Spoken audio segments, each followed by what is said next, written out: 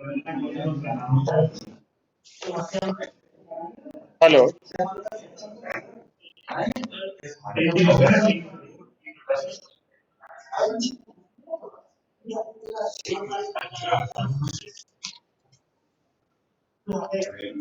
Hello.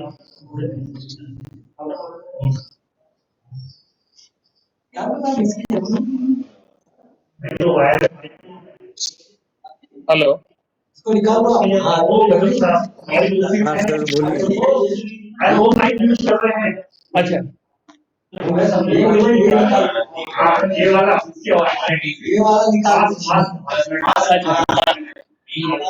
लेकिन एक अंदर आवाज आवाज आ रही हो क्या? अंदर अंदर चल रहा है क्या? अंदर कोई स्पीच चल रही है, नहीं चलेगी, वापस बात। हेलो। जी सर, आवाज आ रही है बराबर आपकी। हेलो।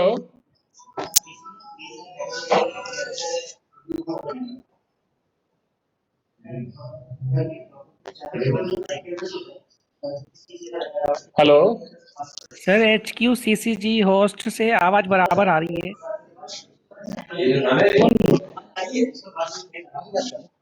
कोई बहुत डिस्टर्बेंस आ रहा है, कोई बोल रहा है कंटिन्यूस चालू कर रहा है।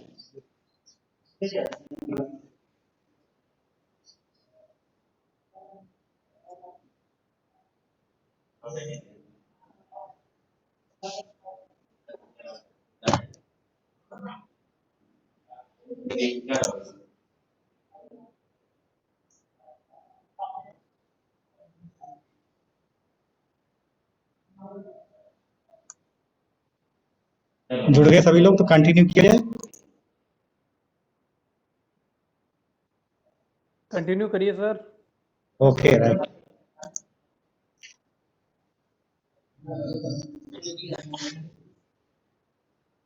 हेलो। हेलो। हेलो। मेरा नाम देवेश पटेल है, मैं एसएससी हूँ सिकल वर्कशॉप से। अपना टॉपिक है raw material processing, workshop machineries and utilisation.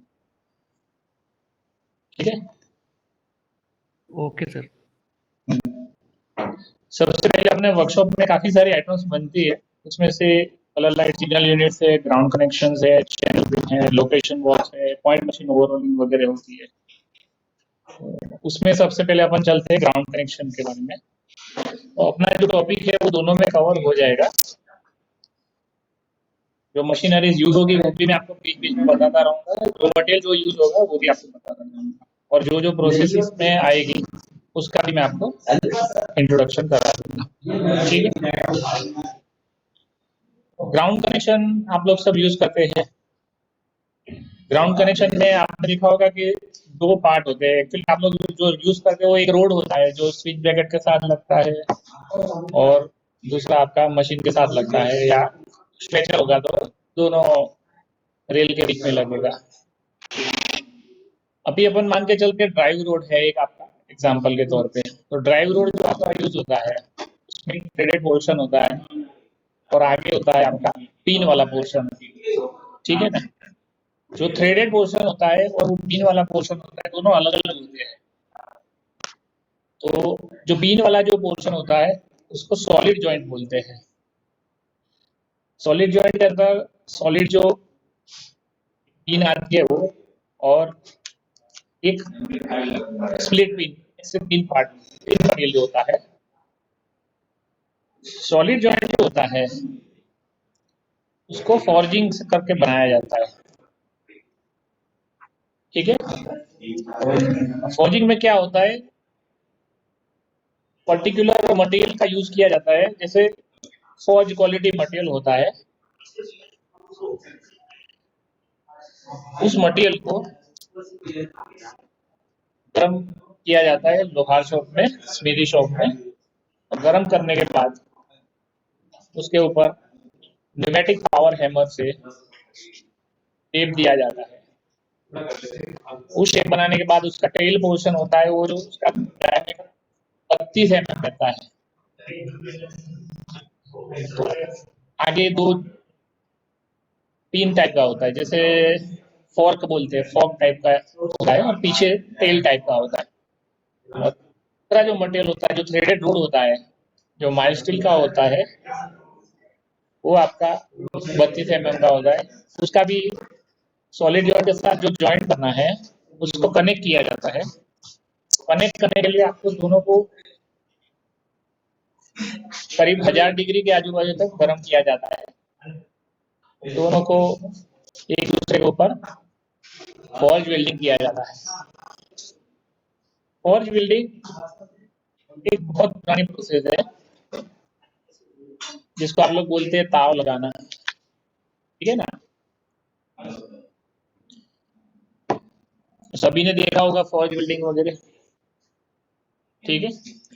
Forge welding में क्या करते हैं, दोनों को सॉलिड जॉइंट का जो टेल पोर्शन है और थ्रेडेड पोर्शन जो होता है, उसके ऑपोजिट साइड का जो एंड होता है, जो माइल्ड का होता है, दोनों को मिलाया जाता है गर्म करके। उसको बराबर हैमर के नीचे ले जाके उसको बराबर रेडिश येलो हो जाता है, तब तक गर्म किया जाता है और दोनों को मिक्स किया जाता है, चिपकाया जाता है, और उसके बाद दोनों एक होमोजीनियस जॉइंट तैयार होता है।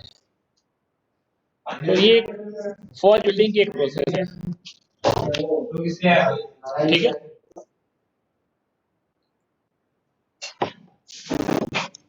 इसमें तीन चीजें यूज हुई। हेलो सर, आवाज बराबर नहीं आ रही है सर। आवाज नहीं आ रही है?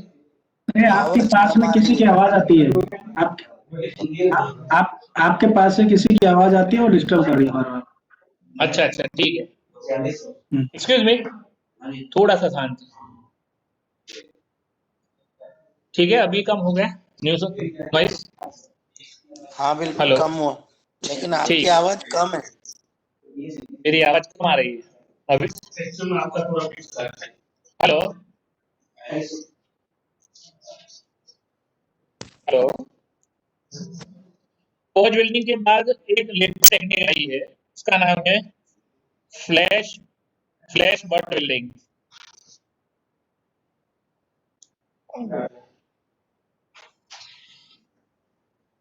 बीच बीच में चालू जाता है।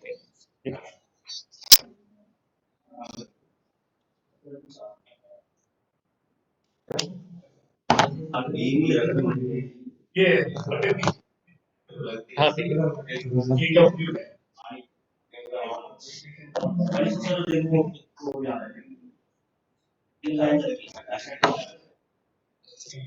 हेलो, स्टार्ट हो गया। हेलो, सुन पा रहे? अपना स्पीकर नहीं इसमें। सर आपकी आवाज आ रही है, लेकिन ये डिस्टर्बेंस ज्यादा हो रहा है। बहुत आवाज आ रही है। एक मिनट होल्ड करें। हेलो, फॉर्ज वेल्डिंग आपको समझ में आया थोड़ा? Hello,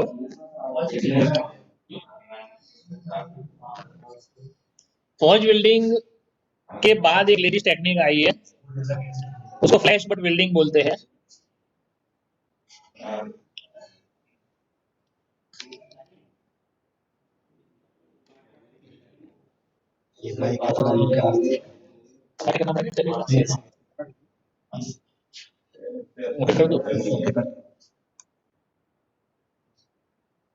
hello hello, flash butt welding के बाद, सॉरी, फॉर्ज वेल्डिंग के बाद फ्लैश बट वेल्डिंग है। फ्लैश बट वेल्डिंग में क्या होता है, सॉलिड जॉइंट का जो टेल एंड है, उसको जो थ्रेडेड पोर्शन है, उसके अपोजिट पोर्शन जो होता है रोड का, इन दोनों को एक टेक्निक है, उसको बोलते हैं फ्लैश बट वेल्डिंग। एक रेजिस्टेंस वेल्डिंग का एक टाइप है, उसी से जोड़ा जाता है और इससे बहुत होमोजेनियस क्वालिटी जनरेट होती है। सर आपकी आवाज कट कट के आती है। कट कट के आती है। हाँ, और ये बात आपके जो सराउंडिंग जो आवाज आ रही है ना, वो नहीं रुकी है, उनको रोको ना, थोड़ा आवाज नहीं करे। सर ये कौन कौन लोग हैं सर? सराउंडिंग में कौन लोग बोल रहे हैं? एक मिनट। इनको सर हर बार हेलो। बंद कर रहे हैं, फिर चालू हो जाते हैं 2 मिनट बाद में, क्या मतलब है सर ये? हेलो, अभी आवाज आ रही है? ये लोग बोल रहे हैं आवाज साउंडिंग आ रही है। बहुत डिस्टर्ब। और आपकी भी आवाज कट के आ रही है सर। मॉर्निंग क्लास बेस्ट थी।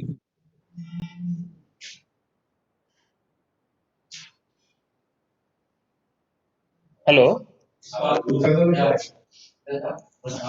इसको थोड़ा हाथ पे मत। हेलो, हेलो, हमें आवाज आ रही है बराबर? आ रही है सर। ठीक है, फौज बिल्डिंग समझ में आ गया था? हेलो, फौज बिल्डिंग के बाद फ्लैशबॉट बिल्डिंग मैंने आपको बताया। फ्लैशबॉट बिल्डिंग में भी सेम तरह से जोड़ना है, लेकिन यहाँ होता है एक इलेक्ट्रिकल प्रोसेस है, रेजिस्टेंस बिल्डिंग की थ्योरी में आता है ये। और इसको जो दोनों रोड है, एक सॉलिडरी का एंड पोर्शन है और एक थ्रेडेड पोर्शन का सेकंड पोर्शन है, दोनों को रेजिस्टेंस बिल्डिंग से जोड़ा जाता है। ठीक है, इसमें तीसरा एक पार्ट यूज होता है, उसको आप जैसे स्विच पैकेट में पिन डालते हैं ना, वो पिन 24 mm की होती है। वो पिन का मटेरियल होता है, माइल्ड स्टील होता है, IS 2062। ये IS 2062 को बिलोंग करता है। उसमें टर्निंग करके बनाया जाता है। और RDSO का जो ड्राइंग है S54 करके है, उसके हिसाब से उसे टॉलरेंस वगैरह मेंटेन किए जाते हैं। उसमें एक ड्रिल भी किया जाता है जहां पे वो आपकी स्प्लिट पिन लगाई जाती है। अब टर्निंग की बारी आई, जैसे ये पिन टर्निंग करना है तो हम इसके लिए 32 mm का रोड यूज करेंगे।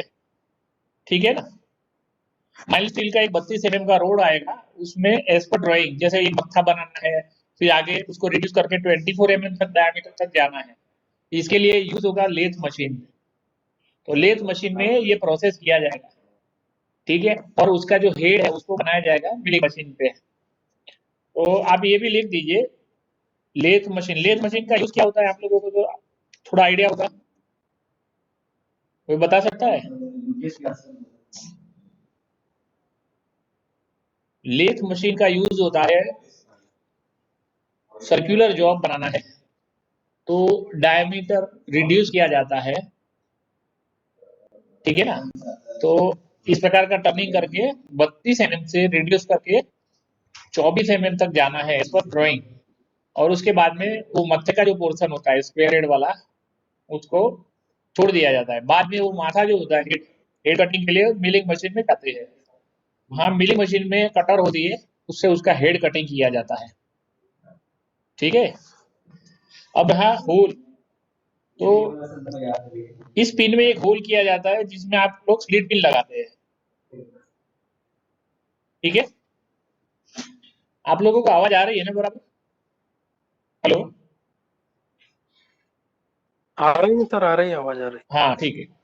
स्प्लिट पिन होती है, वो स्प्लिट पिन होती है, उसमें 5 mm की पिन होती है जो IS है, IS 549। ये IS इसलिए मैं आपको बता रहा हूँ कि सभी चीज है ना, पूरे जो भी मटेरियल होता है जहां भी, वो सबका सब होता है स्टैंडर्डाइज होता है, और उसी के हिसाब से ये मंगवाया जाता है। ये पिन IS 549 के हिसाब से आती है, 5 mm की पिन होती है, और उस पिन को आपको रोडिंग के साथ सप्लाई करते हैं। इसमें जैसे कितने प्रकार के रोडिंग है, IRS पॉइंट मशीन के आते हैं जिसमें 60 kg 52 kg, फिर सीमेंस वाले में भी 52 60 kg आते हैं, रेज्ड टाइप के आते हैं, उसमें भी बनाते हैं। रोडिंग थोड़ी सी अलग अलग होती है, वेराइटी। अभी रेगुलरली हमारा थिक वेब स्विच के जो रोडिंग है वो वाले चल रहे हैं। ठीक है ना, थिक वेब स्विच के रोडिंग भी IRS के करीब सेम ही है। थोड़ा सा स्विच ब्रैकेट का जो बेस है जो आपके टंग रेल में चिपकता है, वो 44 mm का किया गया है रादर देन 50 mm। ठीक है ना, तो ये चीज थोड़े से मॉडिफिकेशन है IRS में, बाकी काफी सारे चीजें कॉमन है। ठीक है, किसी को कुछ डाउट हो तो बताइए। Hello,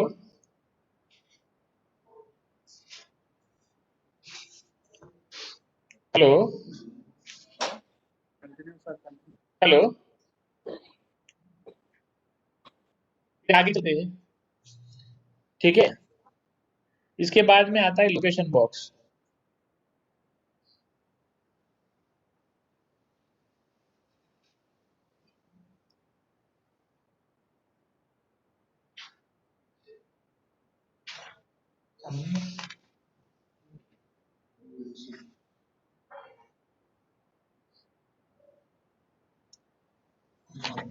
hello.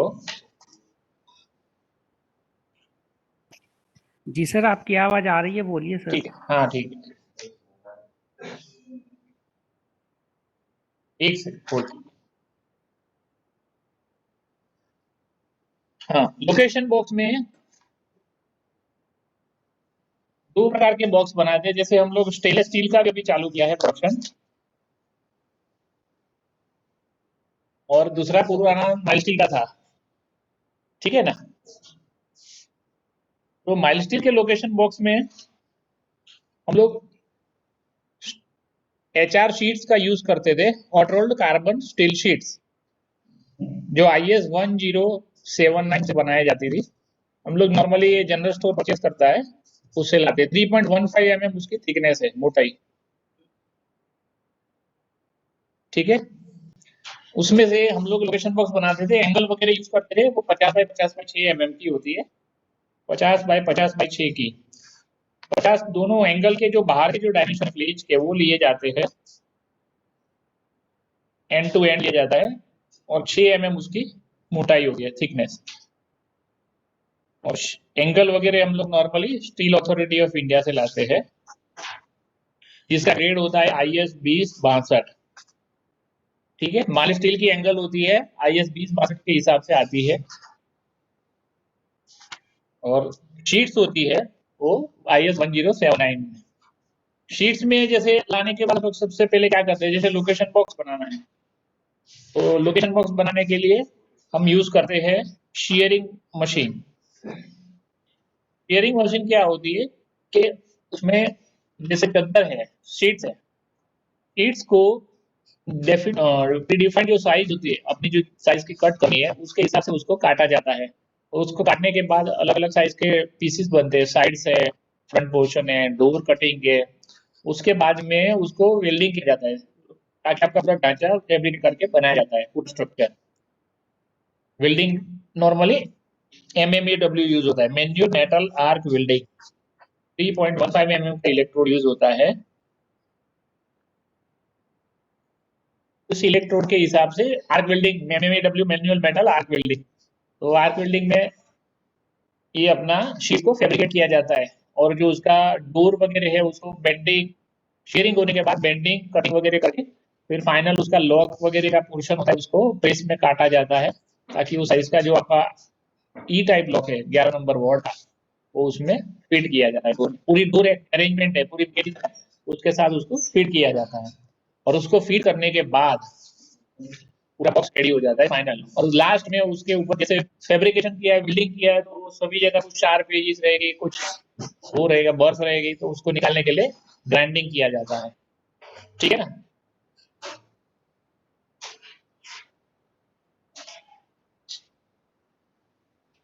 अभी हेलो हेलो, दूसरा नया मटेरियल अब हम लोग स्टेनलेस स्टील का बॉक्स बना रहे हैं। स्टेनलेस स्टील के बॉक्स में क्या है, SS304 मटेरियल यूज किया जाता है। सबसे अच्छा यूज ये है, ये मटेरियल कोरोजन रेजिस्टेंस बहुत ज्यादा है। खासकर आप कोस्टल एरिया में अगर इसको लगा दिए तो 15-20 साल तक आपको देखना ही नहीं है। इसकी लाइफ बहुत ज्यादा है, और सबसे बेस्ट यूटिलाइज आपका कोस्टल एरिया में काफी सारे वेरावल साइड से काफी सारे यूज कर रहे हैं, हमारे पास ले जा रहे हैं, भावनगर डिवीजन से, राजकोट डिवीजन से भी ले जा रहे हैं। तो SS304 AISI मटेरियल है। SS304 AISI है, ये अमेरिकन स्टैंडर्ड है, उस क्वालिटी का हम लोग यूज करते हैं। इसमें SS के इलेक्ट्रोड होते हैं, और उसी इलेक्ट्रोड से 3.15 mm के इलेक्ट्रोड से इसको फैब्रिकेट किया जाता है। कटिंग वगैरह सभी सेम है, खाली इसकी थिकनेस 2.5 mm की होती है, 3.15 mm की थी शीट की थिकनेस, ये 3.15 mm, और इसमें SS में 2.5 mm।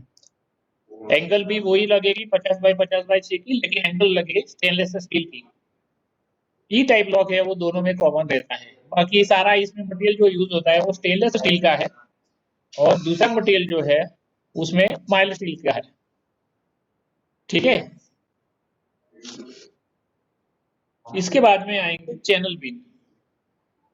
चैनल पिन आप लोग रेगुलर यूज करते हैं लाइन में जो बॉन्ड वायर डालने के लिए। चैनल पिन में सबसे पहले हम लोग रो मटेरियल लाते हैं 7.2 mm का जो आपका है। इसके लिए हम लोग 8 mm का या 8.5 अलग अलग रेडी जो भी साइज मार्केट में होती है उसके हिसाब से हम लोग मटेरियल प्रोक्योर करते हैं। तो 8.2 mm का मटेरियल लाते हैं नॉर्मली, 8 to 8.5। इस मटेरियल को ब्राइट बार बोलते हैं, ब्राइट क्वालिटी का होता है। अब ब्राइट क्वालिटी क्या होती है, आप जैसे सलिया लाते हैं, सलिया दो प्रकार का आता है। जैसे रफ क्वालिटी आती है, इसके आप एक की राउंडनेस नहीं मिलेगी आपको, लेकिन अगर आप वो ब्राइट क्वालिटी लाते हैं तो उसकी फिनिशिंग क्वालिटी बहुत अच्छी रहती है, ठीक है ना। तो इसको ट्रब मशीन बोलते हैं, यहाँ पे ऑटो बार शब्द का प्रयोग किया जाता है। बार ऑटोमेटिक लेथ बोलते हैं, ऑटो बार मशीन या बार ऑटोमेटिक्स भी आप बोल सकते हैं। लगभग 5 से 10 फीट, 7-7, 8-8 फीट के सलिए आते हैं, उसको मशीन की साइज के हिसाब से लाया जाता है। फिर वो अपने आप चैनल पिन के हिसाब से वो काटता जाता है। टैप और टर्निंग, इसमें 3 ऑपरेशन मेन होते हैं। सबसे पहला ऑपरेशन है टैप और टर्निंग, दूसरा ऑपरेशन होता है पार्टिंग, और तीसरा है डिबरिंग। डिबरिंग मतलब इसके ऊपर जो चिप्स वगैरह मेटल की लगी हुई है वो एकदम शार्प होती है, इससे हाथ कट भी जाता है, इतना शार्प होता है। ये सारी चीजें उसके ऊपर बर्स वगैरह निकालना है तो डिबरिंग किया जाता है। तो टेपर टर्निंग में क्या होता है, टेपर किसे बोलते हैं, जैसे मान लीजिए कि डायमीटर आपका 5.5 mm से चालू करना है। सपोज एक एग्जांपल, एक साइड का डायमीटर है वो 5.5 mm है, दूसरी साइड का डायमीटर आपका 8.2 है, तो 50 mm इसकी लेंथ आप मान लीजिए एक एग्जांपल के तौर पे। तो जो लेंथ है उसमें 5.5 से बढ़ती बढ़ती आएगी और लास्ट में जो एंड पोर्शन आएगा वो आएगा आपका 8.2। मतलब ये आपका पीस हो गया टेपर। जैसे पानी का ग्लास होता है स्टील का, किस तरह होता है, वही टेपर टाइप का होता है, उसको टेपर बोलते हैं। तो इस तरह का टर्निंग किया जाता है। रोड सीधा होगा 8.5 वाला, उसको एक 8.2 से रिड्यूस करते करते दूसरी साइड आएंगे तो 5.5 हो जाएगा।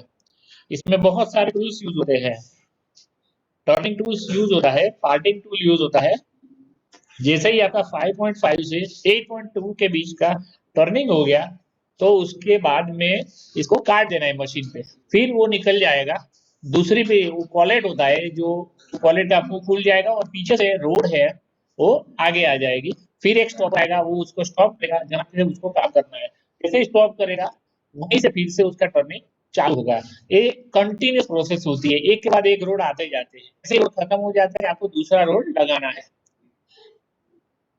इस तरह से आप टेपर टर्निंग ऑपरेशन किया, टेपर टर्निंग के बाद पार्टिंग ऑपरेशन किया, पार्टिंग करने के बाद वो पिन निकल जाएगी। पिन को आपके ऊपर, उसके ऊपर बर्स वगैरह रहेगी, चिप्स, उसको रमलिंग मशीन पे डिबरिंग किया जाएगा। जैसे उसके ऊपर से बर्स निकल गई, पिन को ग्रूविंग किया जाएगा। ग्रूविंग करने के बाद उसके ऊपर उसको एक मशीन में ले जाते हैं, वहाँ ग्राइंडिंग व्हील के छोटे छोटे पीसीस होते हैं, उसमें डाल के उसको गोल गोल घुमाया जाता है उसमें, ताकि क्या है मिलिंग के बाद भी जो चीज बचती है वो भी निकल जाती है। अभी उसके बाद आपकी पिन तैयार हो गई, उसके ऊपर कोटिंग करना बाकी है, इलेक्ट्रोप्लेटिंग बोलते हैं। तो इलेक्ट्रोप्लेटिंग हम लोग शीट मेटल शॉप में पूरी जगह बनाई हुई है, वहाँ एक टब होता है निकल का, निकल एनोड का, वहाँ ये पिन लगभग 500-1000 पिन उसकी कैपेसिटी के हिसाब से डाल देते हैं और उसको इलेक्ट्रोप्लेटिंग कर देते हैं। इलेक्ट्रोप्लेटिंग होने के बाद पिन आपके लिए यूज करने के लिए रेडी हो जाती है। अभी मशीनरीज में सबसे ज्यादा देखिए कि अभी ग्राउंड कनेक्शन पे फिर से आते हैं। ग्राउंड कनेक्शन बनाने के लिए आपको काफी सारे मशीन का यूज किया जाता है। सबसे पहला मशीन है आपका फर्नेस, ठीक है ना। तो फर्नेस में अपने पास यहाँ सिग्नल वर्कशॉप में कॉल फायर्ड फर्नेस है। कॉल फायर्ड हम लोग फाउंड्री कोक लाते हैं, वो फाउंड्री कोक आता है, उसको छोटे छोटे पीसेस करके भट्टी में डाल देते हैं और अपने जो रो मटेरियल होता है, जैसे आपका 32 mm का राउंड है और सॉलिड जॉइंट है, दोनों को डाल दिया जाता है और उनको सर्टेन टेम्परेचर तक गर्म किया जाता है। वो करने के बाद उसको ले जाया जाता है पावर हैमर पर। पावर हैमर क्या होती है, पावर हैमर एक प्रकार की, जैसे मैनुअली हथौड़ा लोग चलाते हैं आप देखे होंगे रास्ते में कई बार लोहा की छोटी सी भट्टी लेके बैठता है, सेम चीज है, लेकिन ये हाई क्वालिटी की है, हैवी ड्यूटी वर्क के लिए है। एनविल पे दोनों को ले जाया जाता है और एनविल के ऊपर दोनों को मिलाया जाता है। पावर हैमर कैसे वर्क करती है? पावर हैमर में क्या होता है, एक कंप्रेसर होता है, एयर कंप्रेसर। कंप्रेसर बहुत प्रकार के आते हैं, यहाँ पे रेसिप्रोकेटिंग टाइप का रहता है। Hello hello reciprocating air compressor होता है, एक साइड से वो एयर प्रेशर क्रिएट करता है और आगे की साइड जो हैमर का जो एनविल होता है वहां पे उसको अप एंड डाउन मोशन करवाता है, क्रिएट करता है। और एक ऑपरेटर होता है, वो उसको लीवर से कंट्रोल करता है कि कितना स्ट्रोक लेना है। ज्यादा लेना है तो लीवर आपको फुल ऑफ करना पड़ेगा, अगर कम लेना है वो अपनी रिक्वायरमेंट के हिसाब से करता है। जैसे ही वो एनविल पे दोनों रोड रखेंगे, ऊपर से हैमर आएगी, हैमर का जो स्ट्रोक आएगा वो स्ट्रोक लगेगा और वो आपका ऑपरेट होगा। ठीक है, तो उसके बाद में रोडिंग कंप्लीट होने के बाद हम लोग मैन्युअली उसको चेक कर लेते हैं। अगर कोई एरर है या कुछ जॉइंट साउंड क्वालिटी का नहीं हुआ है, हम दोबारा उसको तोड़ के चेक कर लेते हैं।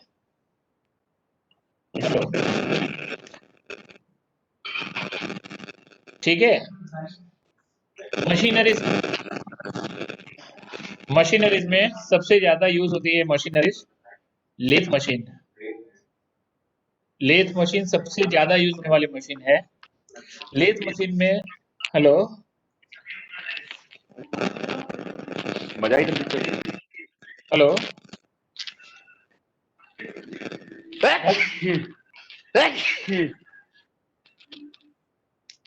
हेलो बोलिए सर, बोलिए। हाँ ठीक है ओके। लेथ मशीन में बहुत सारे लेथ होते हैं। सबसे पुराने जमाने में इंजन लेथ हुआ करता था, पुराने जमाने में इंजन से लेथ चलता था। आज की तारीख में वो मोटर से चल रहा है, इलेक्ट्रिक मोटर से। ठीक है, हेलो हाँ। आपने देखा होगा कि वुड वर्किंग लेथ आते हैं। वुड वर्किंग लेथ क्या होता है? एक प्रकार का लेथ होता है जिसमें जो संभारा होता है ना, जैसे लकड़ी का जो अपना चारपाई होता है, उसका जो बेस होता है, चारपाई जो होते हैं वो उसको टर्न करके बनाया जाता है। वो टूल उसके हाथ में रखता है, इतना उसकी कला होती है उसके अंदर कि वो हाथ से टूल पकड़ के उसको बिल्कुल चाहिए ऐसा शेप दे देता है। और वो जो बेस होता है वो रोटेट होता है और मैन्युअली उसको टर्निंग करता है। इसको वुड वर्किंग लेथ बोलते हैं। अभी भी आज की तारीख में भी बहुत सारी जगह जहाँ वुड वर्किंग का काम होता है वहां इस प्रकार के लेथ यूज होते हैं।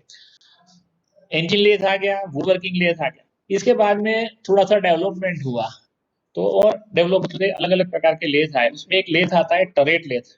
टरेट लेथ एक एडवांस वर्जन है जो सेंटर लेथ की है। तो टरेट लेथ में क्या होता है, तो एक साथ पॉकेट टूल, जैसे आपके जॉब के ऊपर एक साथ अलग अलग ऑपरेशंस कर रहे हैं। जैसे मान लीजिए टर्निंग करना है, टर्निंग के बाद सामने से ड्रिल करना है। जैसे आप लोग कोई प्रोडक्ट यूज करते हैं, मैं आपको एग्जांपल दे रहा हूँ कि आप लोग हैंडकफ लॉक यूज करते हैं। जैसे इसको आप लोग लॉक जो लोकेशन बॉक्स वगैरह में कहीं लगाते हैं ना, तो इस प्रकार के जो लॉक है उसके जो बॉडी है वो बनाने के लिए सबसे पहले एक टूल से टर्निंग किया जाता है। सेम उसके ऑपोजिट साइड में एक ड्रिल होता है, मतलब ऐसे 6 टूल आप बांध सकते हो, इसलिए हेक्सागोनल पोर्शन होता है वो टरेट का। वो टरेट में वो पोर्शन रहता है और उसमें ड्रिल लगा है, मतलब एक के बाद एक सीक्वेंशियल ऑपरेशन आप लोग कर सकते हैं। तो टर्निंग होगा, टर्निंग के बाद आपका जो ड्रिलिंग वाला पोर्शन है वो सब इसी से कंडक्ट होगा टरेट से, ताकि क्या है आपको बार बार टूल लगाना नहीं पड़े। सेंट्रल लेथ में क्या होता है, एक ऑपरेशन हो गया फिर से टूल निकालो दूसरा टूल लगाओ। यहाँ पे क्या होता है, आपका एक टूल है वो काम हो गया फिर दूसरा टूल डायरेक्ट से ऑपरेट हो जाएगा। तो मतलब आपका प्रोडक्शन फास्ट हो जाएगा, इससे प्रोडक्टिविटी बढ़ जाएगी। टरेट लेथ थोड़ा हैवी वर्क है। हाँ हाँ बोलिए। हेलो सर, हाँ जो बोलिए। एग्जाम के हिसाब से आप पढ़ाएंगे तो ज्यादा अच्छा रहेगा। ये जो आप पढ़ा रहे हैं ना, ये एग्जाम के हिसाब से ज्यादा नहीं है सर परफेक्ट। आप बताइए क्या क्या चाहिए। मेरा टॉपिक ये है इसलिए इसमें जो आप पढ़ा रहे हैं सर, पहले के कभी भी ये ऐसे क्वेश्चन पेपर में कभी भी नहीं आए, इस तरह के पूछे नहीं गए। तो थोड़ा सा अगर जो पहले के पेपर को देख करके उनको उस तरीके से पढ़ाएंगे या वो टॉपिक कवर होंगे तो ज्यादा अच्छा होगा। चलिए मैं वर्क ऑर्डर से चालू करता हूँ, आप लोग जैसे वर्क ऑर्डर जैसे उस हिसाब से समझाता हूँ, वर्क ठीक है? ऑर्डर बताइए सर, वर्क ऑर्डर इम्पोर्टेंट है। ठीक है, चलिए मैं बताता हूँ। वर्क ऑर्डर्स में क्या होता है, जैसे आप लोगों को कोई ग्राउंड कनेक्शन की रिक्वायरमेंट है, ठीक है ना? तो ग्राउंड कनेक्शन का आपका वर्क ऑर्डर आप लोग क्या करेंगे, अपने आप एक इंडेंट बनाएंगे, जैसे वर्क ऑर्डर्स बोलते हैं यहाँ पे, तो एक वर्क ऑर्डर बनाएंगे। Work order duly signed by concern SSC, फिर उनके अधिकारी है, और फाइनल में आपके सीनियर साहब साइन करते हैं। उसके बाद वो फंड के लिए जाएगा। फंड करने के बाद अकाउंट से सिग्नल वर्कशॉप में आएगा। यहाँ पे ये प्रोसीजर आप लिखते जाइएगा ऐसा। और ये वर्क ऑर्डर जैसे यहाँ आ गया, उसके बाद यहाँ AWM या WM सिग्नल इसको ओपन करने की परमिशन देंगे, तो ये वर्क ऑर्डर ओपन होगा। ये वर्क ऑर्डर जैसे ही ओपन होगा, प्रोडक्शन ऑफिस में इसका रजिस्ट्रेशन होगा। ये रजिस्ट्रेशन होने के बाद उसमें दो पोर्शन पार्ट में डिवाइड होता है। जैसे कोई भी चीज बनानी हो तो लीवर पार्ट आएगा और स्टोर पार्ट आएगा, ठीक है ना? स्टोर पार्ट में क्या होता है कि आपने जैसे मान लीजिए कि 50 से ग्राउंड कनेक्शन का वर्क ऑर्डर दिया, अब 50 से ग्राउंड कनेक्शन का वर्क ऑर्डर दिया, तो ग्राउंड कनेक्शन का वर्क ऑर्डर देने के बाद जैसे ही आपका फंड वगैरह होगा, जैसे मान लीजिए कि 50,000 रुपये एक का लागत है, तो 50 सेट का 50 से मल्टीप्लाई कर दिया, ठीक है? अब 50,000 रुपये एक का कॉस्ट है, उसको आप 10,000 रुपया मान लीजिए स्टोर कॉस्ट है, और 40,000 लेबर कॉस्ट है। तो जो 10,000 है स्टोर कॉस्ट, उसमें रो मटेरियल लाना पड़ेगा। तो रो मटेरियल के लिए बुकिंग होगा। जैसे अभी आपने पढ़ा ये सॉलिड जॉइंट 32 mm राउंड है, MS राउंड, फिर आएगा स्प्लिट पिन है, फिर आपकी जो S54P जो आप पॉइंट स्विच ब्रैकेट में लगाते हैं, पॉइंट मशीन में स्विच ब्रैकेट में, तो वहां भी ये सारा मटेरियल है वो लाया जाएगा, ठीक है ना? स्टोर कॉस्ट में क्या होता है, इंडेंट्स बनना पड़ता है। जैसे आपका ये 4 मटेरियल है, हेलो, ये समझ आ रहा है ना मैं जो बोल रहा हूँ? हेलो, स्टोर कॉस्ट बुकिंग करने के लिए, हेलो, हाँ बताइए।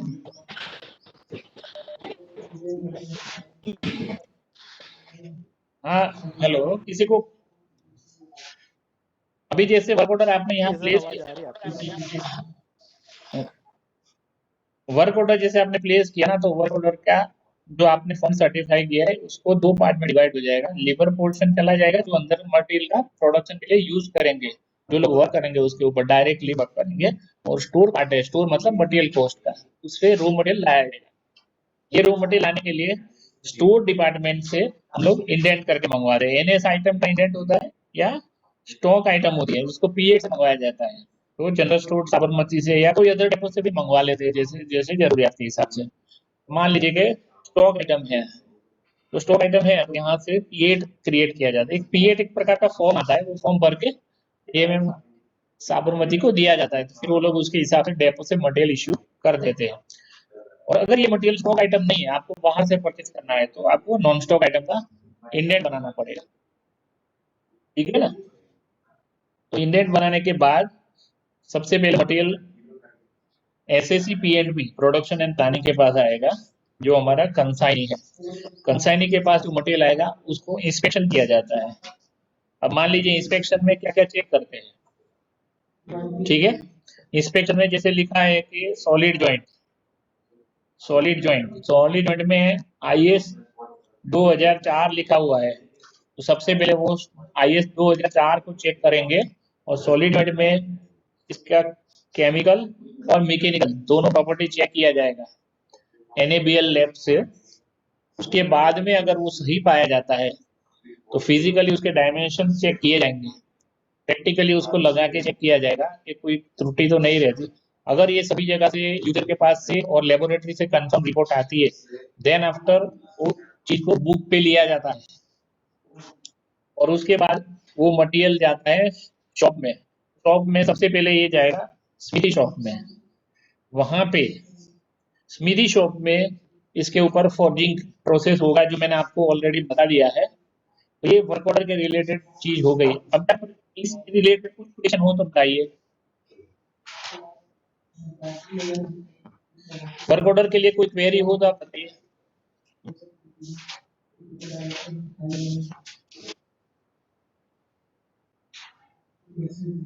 आपका वर्क ऑर्डर तभी प्रोसेस किया जाएगा अगर आपका फंड सर्टिफाइड है। अगर फंड नहीं है तो हम लोग प्रोसेस नहीं कर पाएंगे, इसलिए आप वर्क ऑर्डर को फंड करा के ही दे सकते हैं।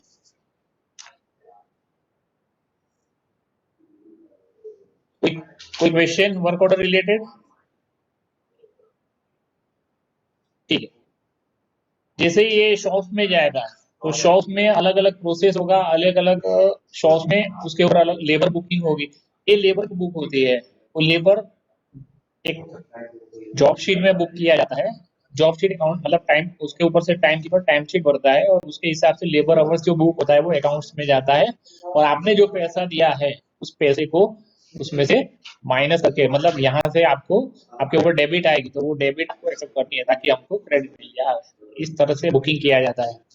कई बार क्या होता है कि आप लोगों के पास मटेरियल नहीं आता है लेकिन डेबिट रेज होती है, तो आप लोग फिर देखिए मटेरियल पाया नहीं है, लेकिन यहाँ पे मटेरियल आते थे, मान लीजिए 6 महीने प्रोसेस में लग गया तो 6 महीना कंटिन्यूस बुकिंग होगा तो हर महीने आपके पास आ जाएगा अकाउंट से, तो अकाउंट से आपके अकाउंट्स को भेजेगा, फिर वहां से आपके पास आएगा। एक्चुअली होता क्या है, जैसे जब आप कलेक्ट करोगे तब मटेरियल आपको मिल जाएगा, लेकिन मेन क्या है कि यहाँ से हर महीने बुकिंग होगी और बुकिंग के हिसाब से वर्क ऑर्डर पूरा भी नहीं होता है, कंटिन्यूस चलता रहता है। ठीक है क्या, एक एक दो दो साल तक चलते रहते हैं। जहाँ जब जब यहाँ से हम लोग बुकिंग करेंगे उतना आपके ऊपर आएगा और आपको इश्यू करना है, डेबिट क्रेडिट होगी। में कोई डाउट हो तो बताइए। हेलो सर पीपीटी वगैरह होती तो आसानी से समझ में आता सर, वर्बली आप बोल रहे हैं तो सर समझ में क्लियर हो नहीं पा रहा है सभी चीजें। थोड़ा सा भी आइडिया नहीं आ रहा है? आ रहा है लेकिन सर जंप करे आता है, कहाँ से कहाँ जा रहे हैं सर, थोड़ा लिंक नहीं हो पा रहा है। लिंक जैसे देखिए, मैं जो आपको भी आप क्या कन्वे करना मैं चाह आपको रहे क्या हैं। बता रहा हूँ, वर्कर्स जैसे आप लोग देते हैं कोई भी चीज का आप पढ़ लीजिए, तो वर्क ऑर्डर में आप जैसे अपना यहाँ से सबकी साइन करा के देंगे, अकाउंट्स की साइन होगी, आपके ओएस बजट होगा वो भी करके देंगे। फिर यहाँ वर्क ऑर्डर आ गया, आने के बाद हम लोग उसको कैसे प्रोसेस करते हैं वो चीज मैंने आपको बताई। ये सभी के लिए कॉमन ही है, ठीक है। सर जो आप बता रहे हैं वो जरूर कॉमन होगा, लेकिन हम लोगों के लिए तो कुछ कॉमन नहीं है सर वो इतना। तो आप उसको अगर पॉइंट वाइज बता दें और थोड़ा लिख लेंगे तो ज्यादा याद रहेगा हमको। उसको क्या करना है, आवाज आपकी कट रही है बार बार। मतलब सर जो आप बता रहे हैं वो इतना कॉमन नहीं है हमारे लिए, तो आप जो बता रहे हैं उसको हम उसको लिखना भी चाहते हैं सर, थोड़ा सा लिख दीजिए। लिखेंगे तो थोड़ा। हाँ लिख दीजिए आप। ठीक है सर, आप अपने हिसाब से बताइए जिससे हम लिख सके उसको मेन मेन। थोड़ा सा रिपीट करता हूँ, आप समझ लीजिएगा इसको, है।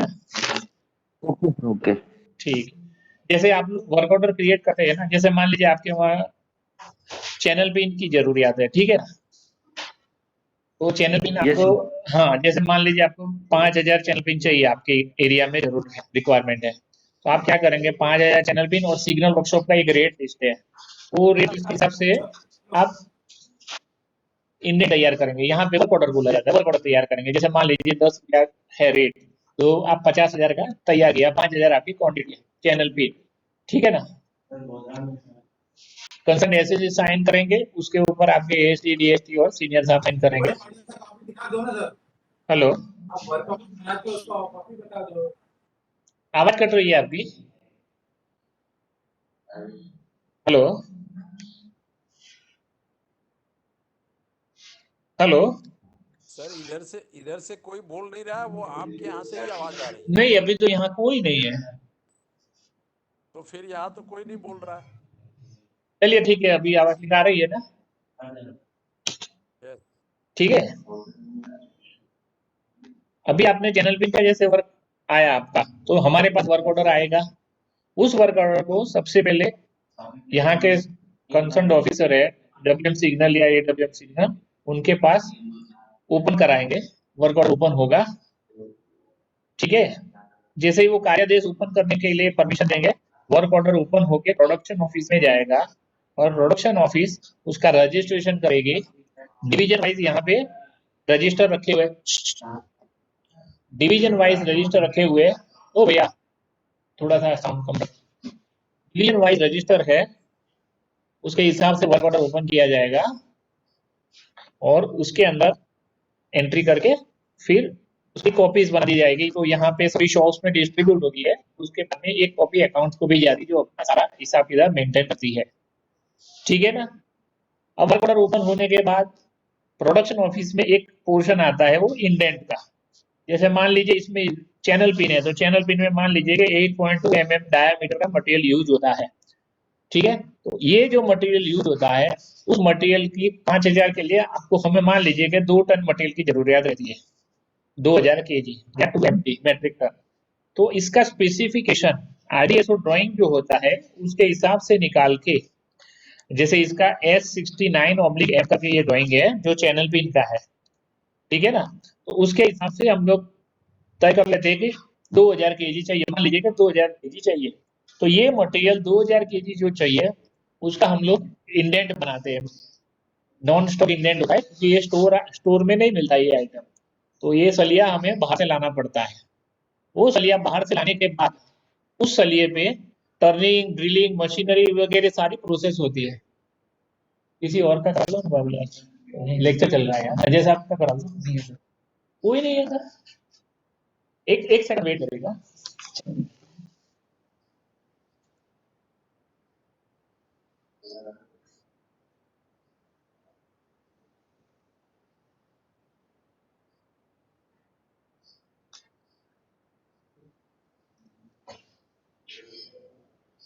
इंडेंट तैयार किया जाएगा। इंडेंट में कंसर्न कॉम्पिटेंट ऑफिसर जो होते हैं अपने, जैसे AWM साहब है या फिर WM सिग्नल है, तो उनके पावर के हिसाब से फिर उनके ऊपर PDP, CST प्लानिंग जैसे जैसे जरूरत होती है उनके कॉम्पिटेंट ऑफिसर्स के साइन होते हैं। उसके बाद इसको स्टोर डिपार्टमेंट में सबमिट किया जाता है। इन दोनों के बीच में एक अकाउंट्स डिपार्टमेंट का फंक्शन आता है। अपना जो भी इंडेंट होता है उसका फंड अकाउंट भी वेट करता है। अकाउंट्स भी जैसे अपने पास वर्क ऑर्डर आया उसकी एक कॉपी अकाउंट के पास होती है। अकाउंट उसको जैसे ही अपन मटेरियल बुक करेंगे तो अकाउंट कॉपी के हिसाब से जांच करेगा कि भाई आप इस वर्क ऑर्डर में इतना मटेरियल ले रहे हैं कि नहीं ले रहे। तो उस मटेरियल का बुकिंग करेगा, जैसे अपन भी बुकिंग करते हैं वो लोग भी क्रॉस बुकिंग करते हैं। और वो बुकिंग करने के बाद अपना डिपार्टमेंट को अल्टीमेटली इंडेंट सबमिट हो जाएगा। इंडेंट सबमिट होने के बाद स्टोर टेंडरिंग करेगा। टेंडरिंग करने के बाद मटेरियल आएगा। आप लोग लिख रहे हैं ना थोड़ा बहुत? हेलो हेलो सर इतने फास्ट नहीं लिख पाएंगे? थोड़ा सा तो आप पॉइंट आउट तो कर सकते हैं ना। हेलो, जितना सर समझ में आ रहा है नोट डाउन कर रहे हैं, बाकी एकदम फास्ट नहीं लिख पाएंगे सर। ठीक है थोड़ा थोड़ा कर जाइए। जैसे ही आपका मटेरियल आएगा उस मटेरियल को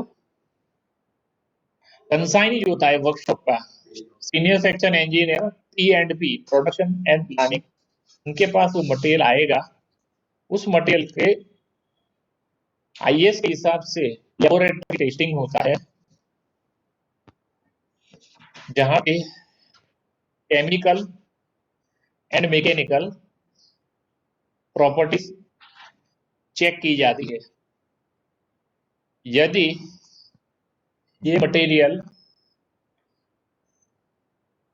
IS के हिसाब से अपने इंडेंट डिस्क्रिप्शन के हिसाब से सही पाया जाता है तो वो ऊपर जो सुटेबल किया जाता है। मीनवाइल उस वर्कशॉप में यूजर के पास भी चेक करा दिया जाता है कि अपने कार्य के लिए सुटेबल है कि नहीं। दो जगह से रिपोर्ट आ जाती है।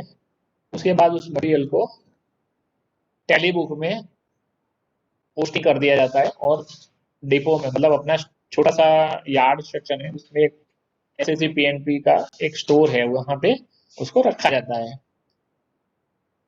अब जिस शॉप को ये काम करना है वो एक रिक्विजिशन स्लिप भर के देगा और वो मटेरियल वहां से विड्रॉ करेगा, ताकि उनकी टैली बुक में उतना माइनस हो जाता है। और जिस शॉप में ये प्रोसेस होनी है, जैसे 5000 पीस बनानी है, तो सबसे पहले मशीन शॉप में वो मटेरियल जाएगा और वहां पे ये मटेरियल का प्रोसेस किया जाएगा, जिसमें मैंने आपको पहले बताया बार ऑटोमेट से ऑटो बार मशीन पे उसको taper turning, parting, deburring, milling मतलब ग्रो कटिंग, डिबरिंग और बाद में शीट मेटल शॉप में उसका इलेक्ट्रोप्लेटिंग का कार्य किया जाएगा। तो सभी लोग इसके ऊपर अपना अपना रोल प्ले करेंगे और अल्टीमेटली जो आपकी 5000 पिन है जो आपने वर्क ऑर्डर दिया है वो रेडी हो जाएगी। इसमें कोई डाउट? हेलो, ठीक। जैसे ये पिन बन जाएगी फिर आपकी ओर से जिसका भी वर्क ऑर्डर है, जिस कंसाइनी का वर्क ऑर्डर है वो अपनी डिमांड लेके भेजेगा अपने आदमी को। जैसे आएंगे आदमी अपना यहाँ पे प्रोडक्शन ऑफिस में अपनी डिमांड शो करेंगे और मटेरियल इश्यू कराने के लिए प्रोसेस करेंगे। तो एक बुक स्लिप तैयार होती है, वो स्लिप में एसएससी पेन को ऑर्डर दिया जाता है एडब्ल्यू सिग्नल की या डब्ल्यूएम सिग्नल की ओर से इतना सामान जारी करे, ताकि वहां से 5000 पिन जो आपके लिए बनाई है वो पिन एसएससी पीएनबी से वो कलेक्ट करके उसको मटेरियल गेट पास और इश्यू नोट के साथ लेके जाते हैं। गेट पास की आरपीएफ में एंट्री करते हैं और वहाँ गेट पास सबमिट कर देते हैं, इश्यू नोट लेके जाते हैं। इश्यू नोट आप लोग वेरीफाइड करके अपने अकाउंट थ्रू यहाँ वेरीफाइड इश्यू नोट देते हैं। उसके बाद में यहाँ अकाउंट्स का जो रोल होता है वो अकाउंट क्रेडिट डेबिट कर लेता है। इसमें कोई डाउट आपको?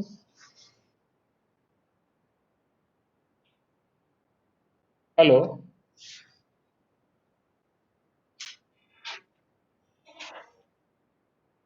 सारी प्रोसेस सभी मटेरियल का इसी प्रकार प्रोसेस होता है। वर्क ऑर्डर आप देते हैं, वर्क ऑर्डर देने के बाद में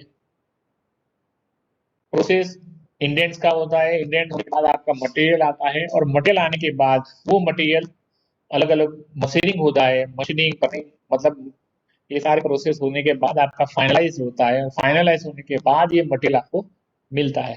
तो इसमें कुछ समय लग जाता है। कई बार क्या होता है, दूसरे कंसाइनी का चैनल पे आपने आज 5000 का वर्क ऑर्डर दिया और आपको कल मिल गया, तो हमारा बुकिंग वाला तो पूरा बाकी रह गया, क्योंकि ये मटेरियल हमने किसी और कंसाइनी के लिए मंगवाया, वो नहीं ले गए किसी कारणवश, तो दूसरे किसी कंसाइनी को दिया जाता है। लेकिन नॉर्मली मटेरियल आने में टाइम लगता है। स्टोर की जो प्रोसेस है जनरल स्टोर या इंडियन हेडक्वार्टर से करते हैं तो सभी में टाइम लग जाता है और टाइम लगने के बाद ही आपको मटेरियल मिल जाता है। कोई डाउट आपको?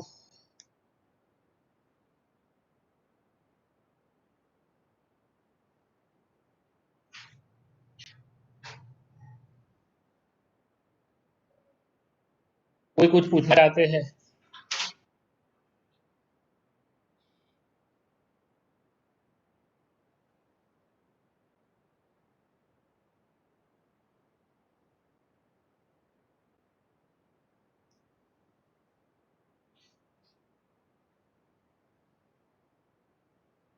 जैसे आपने चैनल पिन का बात किया ना, जो मटेरियल जैसे स्टोर से आता है, सॉरी इंडियन करके आता है नॉन स्टॉक आइटम का, ऐसे ही स्टील बॉक्सेस होते हैं जो लोकेशन बॉक्स माइल्स के होते हैं, उसका मटेरियल स्टोर परचेस करके रखता है और हम लोग स्टोर से लाते हैं। उसकी एंगल भी स्टोर के पास होती है और शीट्स चद्दर जो बोलते हैं IS 1079 के हिसाब से हॉट रोल शीट, वो भी स्टोर परचेस करके रखता है। उसको हम लोग फिर पीएड से मंगवाते हैं, उसका इंडेंट नहीं किया जाता है। ऑलरेडी ये स्टॉक आइटम है तो ये इसका हम लोग पीएड तैयार करते हैं। पीएड के हिसाब से आपको वर्क ऑर्डर कहते हैं, बुक कर देते हैं कि इतना मटेरियल लागे। अब उसके ऊपर शॉप्स प्रोसेस करेगी और प्रोसेस करने के बाद आपका बॉक्स रेडी हो जाएगा और आप जैसे ही आप कलेक्ट करने आएंगे अपने रिक्वायरमेंट के हिसाब से तो आपको हैंड ओवर किया जाएगा। किसी को कोई डाउट इसमें?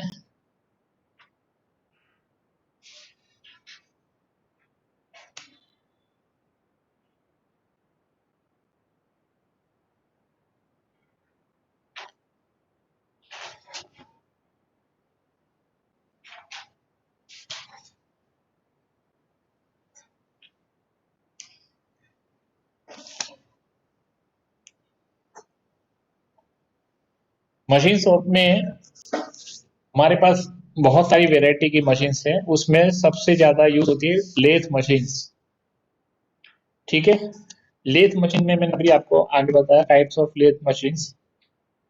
सबसे पहले इंजन लेथ बताया, वुड वर्किंग लेथ बताया, फिर सेंट्रल लेथ, कैप्स्टन लेथ आता है, टरेट लेथ आता है। कैप्स्टन लेथ और टरेट लेथ में कोई ज्यादा डिफरेंस नहीं है। टरेट लेथ हैवी वर्क के लिए है, कैप्स्टन लेथ छोटे छोटे काम के लिए है। तो इस तरह से अलग अलग मशीन्स यूज होती है। लेटेस्ट हम लोग सीएनसी लेथ लाए हैं। सीएनसी लेथ क्या होता है? सीएनसी का मतलब होता है computerized numerical controlled lathe machine. तो जैसे मैन्युअली आदमी काम करता है, हाथ से टूल चलाता है, ऐसे टूल तो होल्ड बाय मशीन, लेकिन वो जो सारे फंक्शन होते हैं कटिंग का, वो सारा एक प्रोग्रामेबल डिवाइस होता है, सीएनसी कंट्रोलर, उससे होता है। सारा फंक्शन उसी से काम करता है। जैसे आपकी पिन बनानी तो मशीन में एक प्रोग्राम बना दिया, उसके बाद उसके अकॉर्डिंग टूल्स वगैरह सेट कर दिए, फिर आप साइकिल में डाल दो, हर ऑप्शन अपने आप एक के बाद एक सीक्वेंस होगा, और टूल्स जो जो चाहिए वो अपने आप सेट होके आएंगे, और वो अपना कटिंग का कार्य करेंगे, और लास्ट में आपकी पिन तैयार होगी। ऐसे कॉम्प्लिकेटेड प्रोग्राम्स भी होते हैं, और ये सारे कार्य इसी तरह परफॉर्म किए जाते हैं। जो सीएनसी लेथ है, हमारे पास ऐसी 2 सीएनसी लेथ मशीन है। इसमें टूल्स भी अलग अलग बहुत अच्छी कंपनी के हैं, जैसे विडिया है, सैंडविक है, वगैरह वगैरह। नॉर्मली पहले सबसे पहले हाई कार्बन स्टील के टूल्स यूज होते थे। बहुत पुराने जमाने में ये टेक्नोलॉजी चलती थी, जहाँ पे हाई कार्बन स्टील, वहाँ इतनी ज्यादा प्रोडक्शन की रिक्वायरमेंट नहीं रहती, तो वहाँ हाई कार्बन स्टील के टूल होते थे। उसके बाद में हाई स्पीड स्टील का जमाना आया, HSS बोलते हैं, उसके टूल्स आते थे। उसके बाद में एडवांसमेंट हुआ, फिर कार्बाइड्स आई, कार्बाइड से उसके बाद में भी बहुत सारे नॉन फेरस मेटल्स करके आता है, सिरामिक्स आए, और लास्ट में CBN टूल्स आए। ये सारे एडवांस टूल्स हैं। नॉर्मली कार्बाइड सबसे ज्यादा वाइडली यूज होती है। सीएनसी में कार्बाइड इंसर्ट्स आती है, टूल्स आते हैं, उसमें एक प्रकार की टिकड़ी बोलते हैं। टिकड़ी मतलब एक प्रकार का पीस होता है छोटा सा, वो आगे क्लैम्प कर दिया जाता है टूल्स में। अगर आपको टूल्स खराब हो गया तो आपको खाली वो पीस बदल के दूसरा पीस Allen की से फिट करना है, और आपका कटिंग कार्य चालू हो जाएगा। ये सारे पीस बहुत अच्छी गुणवत्ता से बनाया जाता है, क्या क्वालिटी की होते हैं। कुछ कटिंग टूल्स वगैरह में डाउट हो तो आप बताइए। सर सीएनसी का फुल फॉर्म वापस से बोलिए। सीएनसी का फुल फॉर्म होता है कंप्यूटराइज्ड न्यूमेरिकल कंट्रोल।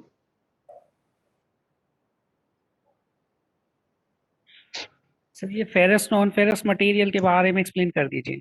फेरस में क्या होता है, जैसे मेजर कंटेंट आपका फेरस होता है, ठीक है ना, जो आयरन बोलते हैं फेरस। मैक्सिमम आपका 90%, जैसे बाकी का 10% में आपकी रिमेनिंग आइटम्स आ गई।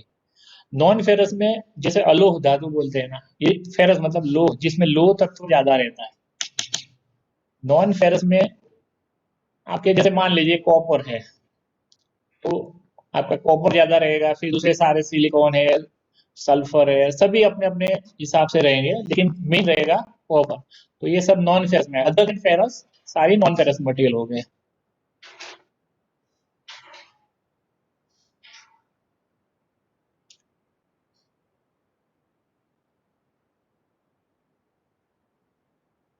और कुछ पूछ लीजिए।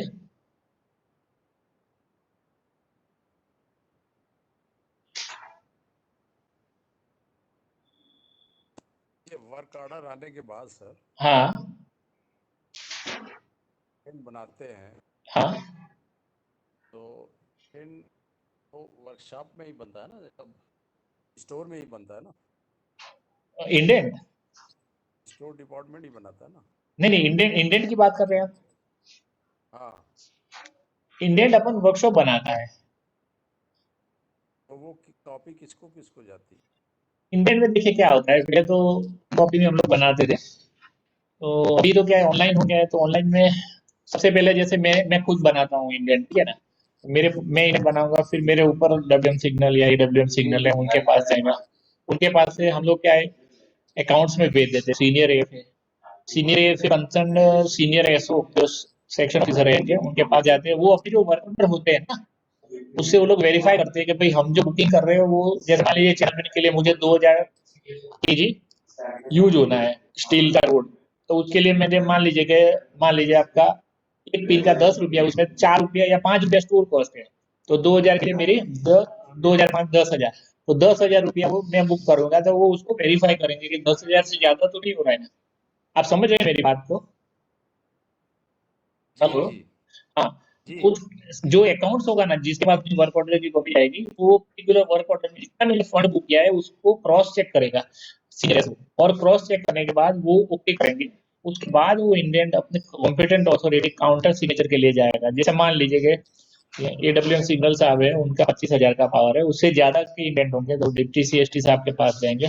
पहले WM सिग्नल थे तो उनका 2 लाख का पावर होता था, तो निफ्टी सीएसटी से आपका पावर है क्वार्टर तो 15 लाख तक के इंडेंट उनके पास जाते हैं। 15 से ऊपर होता है वो सीएसटी प्लानिंग और फिर सीएसटी के पास चले जाते हैं सीएसटी। ठीक है ना? आवाज नहीं आई थी सर, फिर से हाँ बताओ। फिर से बताता हूँ। अकाउंट के पास अपना जो इंडेंट जाएगा ना, हेलो, हाँ हाँ अकाउंट्स के पास जो अपना इंडेंट जाएगा वो लोग क्या करते हैं, अपना जो वर्क ऑर्डर नंबर है उसमें जैसे मान लीजिए कि 10,000 रुपया आपका स्टोर कॉस्ट आपने रखा हुआ है, जिसकी कॉपी आपने सभी शॉप में भी दी है और अकाउंट्स को भी दी है। वो लोग उस कॉपी के हिसाब से उनके रजिस्टर में लिखेंगे कि भाई सीएसआई बड़ौदा का वर्क ऑर्डर है फलाना फलाना नंबर का, तो फलाना नंबर का जो वर्क ऑर्डर है उसमें 10,000 रुपया स्टोर कॉस्ट है, तो अपन ने जो इंडेंट भेजा उसकी स्टोर कॉस्ट है 10,000, दोनों को मैच करेंगे। अगर एक्सेस होती है तो वो लोग पेशेंट रेज करेंगे, तो एक्सेस तो बुकिंग कर नहीं सकते या 10 से कम होगी तो वो लोग उससे टैली करेंगे। उसके बाद वो इंडेंट को फाइनेंस कॉन्फ्रेंस करेंगे या वेटिंग करेंगे। उसके बाद वो इंडेंट अपने पास वापिस आ जाएगा, अपन फिर अपनी कॉम्पिटेंट अथॉरिटी से काउंटर सिग्नेचर के लिए उनके पास भेजेंगे। जैसे मान लीजिए 25,000 तक का है तो AWM से आपके पास ही रहेगा, आगे नहीं जाएगा। 2 लाख तक का है तो WM से आपके पास ही रहेगा। 2 लाख से ऊपर है, 2 लाख से लेके 15 लाख तो वो जाएगा डिप्टी सीएसटी CO CCG के पास, फिर वो अप्रूव करेंगे इंडेंट को। समझ में आ रहा है मैं बता रहा हूँ वो? जी ठीक है ठीक है। हाँ फिर वो इंडेंट को जो कंसर्न डिपार्टमेंट स्टोर डिपार्टमेंट है, जैसे यहाँ साबरमती डेपो है तो AMM general store depot Sabarmati का 5 लाख तक का परचेसिंग पावर है तो उनके पास देगा, और 5 लाख से लेके 50 तक डिप्टी 45 तक deputy CMM general store depot Sabarmati के पास आएगा। ये उससे ऊपर आएगा वो सब PCMM CCD के पास चला जाएगा। उस हिसाब से इंडेंट तैयार किया जाता है और आपका इंडेंट उसमें कंसर्न ऑफिसर को, स्टोर ऑफिसर को फॉरवर्ड किया जाएगा। ठीक है ना?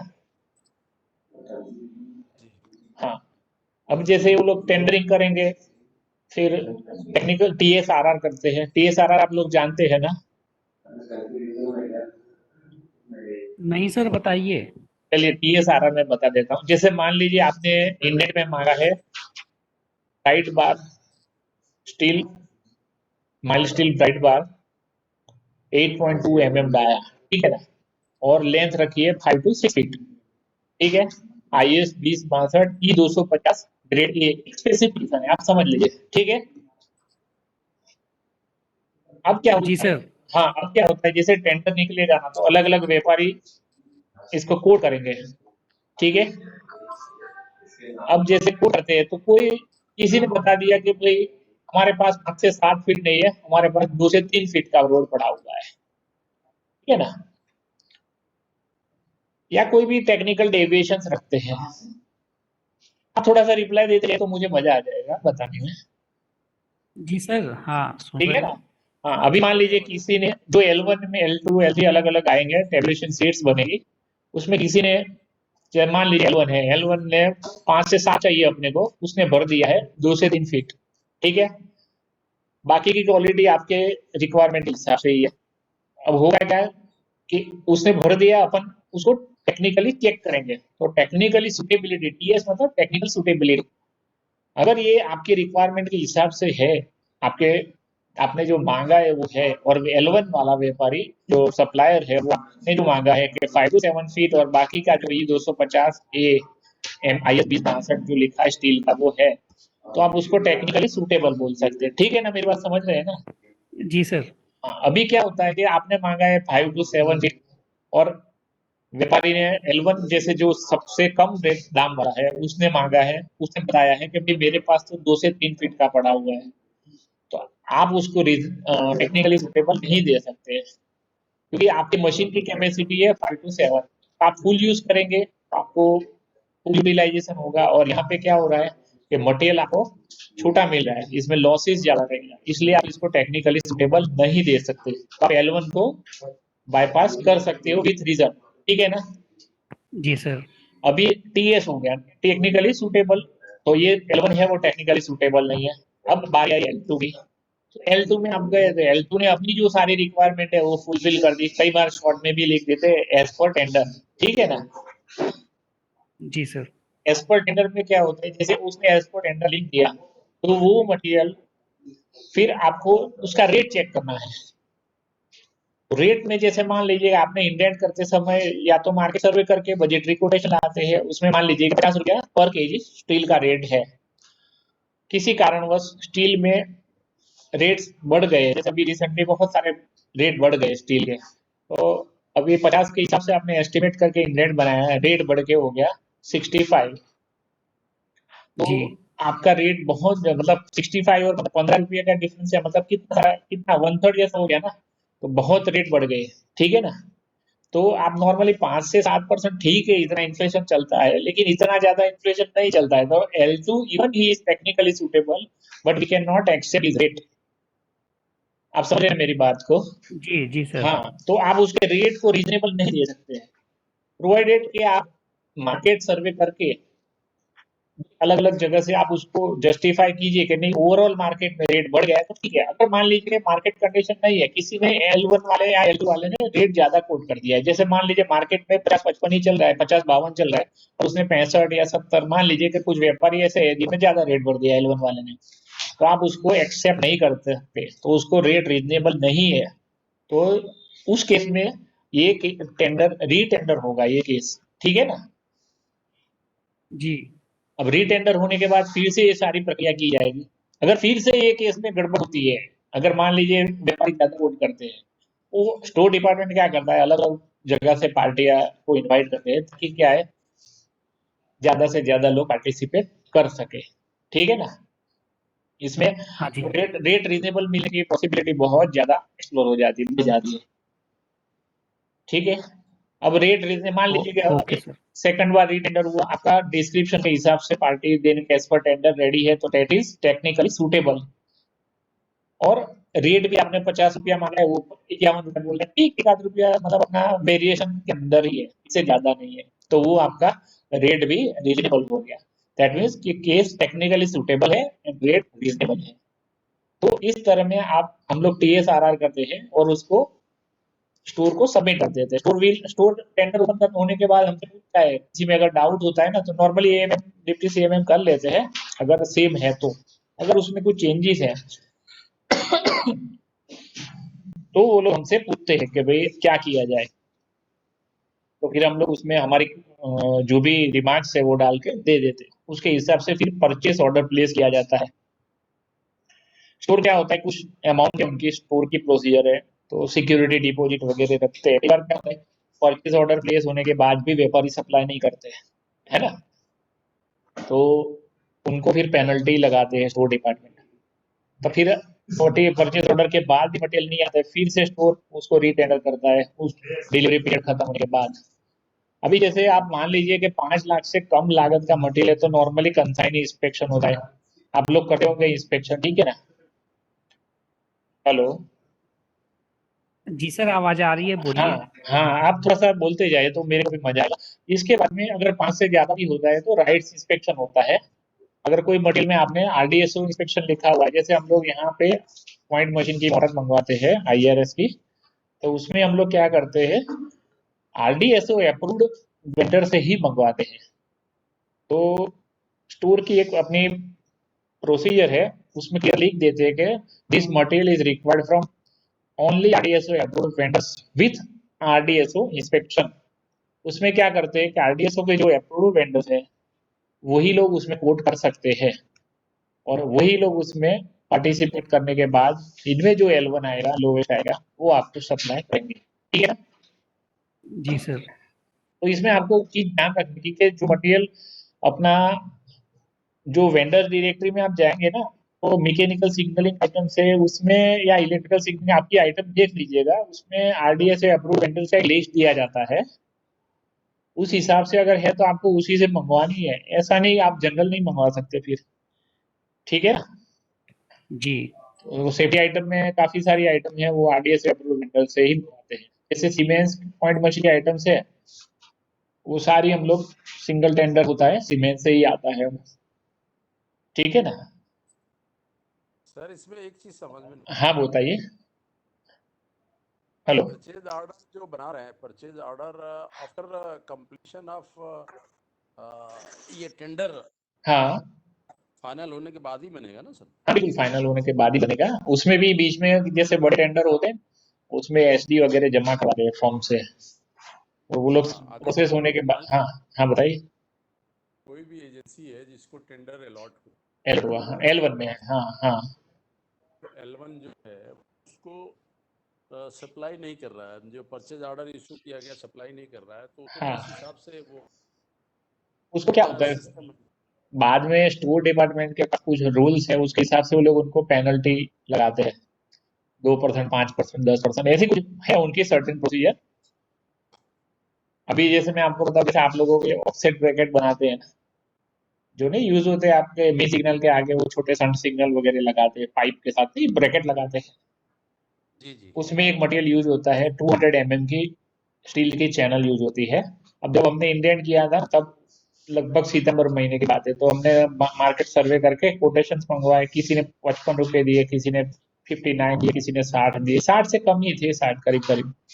2-3 महीने में स्टील आइटम से बहुत डिमांड बढ़ गई, तो जिनको परचेज ऑर्डर प्लेस हो गया ना, उसके बाद भी वो लोग सप्लाई नहीं कर पा रहे। तो ऐसे केसेस में क्या होता है, फिर केस रीटेंडर होता है, 2 बार रीटेंडर, 3 बार। फिर कई बार क्या होता है, प्रैक्टिकल कंडीशन देख के फिर आपको जस्टिफाई करना है कि ओवरऑल मार्केट रेट बढ़ गए हैं, इसलिए ये रीजनेबल है। क्योंकि रीटेंडर करते जाएंगे तो कोई मतलब नहीं रहेगा, है ना। तो ये थोड़ा सा हट के सोचना पड़ता है कि मार्केट, ओवरऑल मार्केट कंडीशन बढ़ गई है कि सही में खाली कोई व्यापारी L1 में आया, वो लोग पूरा बढ़ा दिए व्यापारी से स्टील के। तो ये एक चीज है, इसीलिए क्या होता है कि IREPS में पूरा अलग अलग जगह की पार्टी आप बुक करें, इस तरह का ही प्रबंध किया जाता है। ताकि क्या है, जैसे वेतन साइड के व्यापारी है, उसके बाद में हावड़ा साइड के भी है, रायपुर साइड के, तो सब अलग अलग जगह से कूट करते हैं ना, तो इससे क्या है, आपको रेट रीजनेबल बनता है, मतलब रेलवे को फायदा होता है इससे। ठीक है ना। कुछ डाउट हो तो बताइए।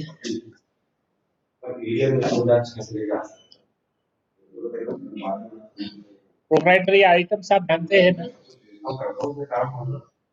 हेलो, प्रोप्राइटरी नहीं सर, आइटम्स, कीजिए, एक्सप्लेन कर दीजिए। चलिए बता दे दो। PAC आइटम क्या होती है, प्रोप्राइटरी आर्टिकल सर्टिफिकेट होता है उसमें। हेलो, PAC आइटम में क्या होता है, जैसे आपकी, मैं आपको एक एग्जांपल दे रहा हूँ। ये सीमेंस पॉइंट की एक लिस्ट है पूरी, जिसमें जो भी पार्ट्स लगते हैं सबके सब प्रोप्राइटरी आर्टिकल में आए हुए हैं। जैसे स्लाइड्स है, गियर है, उसकी क्लच मैकेनिज्म है, सारी PAC आइटम्स है। तो उसमें क्या होता है, हेडक्वार्टर में कॉम्पिटेंट अथॉरिटी ने इसको डिफाइन कर दिया है भाई ये आइटम सीमेंट से ही लेना है आपको। मतलब आपको उसका जनरल टेंडर नहीं बनाना है, आपको सीधा टेंडर बनाएंगे, सिंगल टेंडर रहेगा, और सीमेंस के पास जाएगा, सीमेंस रेट कोड करके सीमेंस को PO प्लेस हो जाएगा। तो कुछ आइटम ऐसी है जो आपको सीधी सीधी डायरेक्ट फर्म से लेनी है। आप समझ गए ना मेरी बात। जी सर। हाँ, इसको प्रोप्राइटरी आइटम्स बोलते हैं। बाकी जो सब आइटम है, जैसे मैंने आपको बताया सलिया लाना है, या फिर जैसे मान लीजिए फर्नेस ऑयल नहीं, दूसरी आइटम है एल्यूमिनियम के इनगोट्स लाने हैं, बहुत सारी आइटम, नट बोल्ट लाने हैं, बहुत सी वेरायटी है, वो सारी जनरल रहती है। इसमें जो भी व्यापारी कोट करता है वो सब अपने हिसाब से मंगवा लेते हैं। तो वो जनरल लेवल पे होती है, उसमें सभी लोग पार्टिसिपेट कर सकते हैं। क्लियर, इसमें कुछ डाउट हो सकता है। नहीं सर। Okay sir. हाँ, और कुछ किसी को कुछ क्वेरी हो तो बताइए।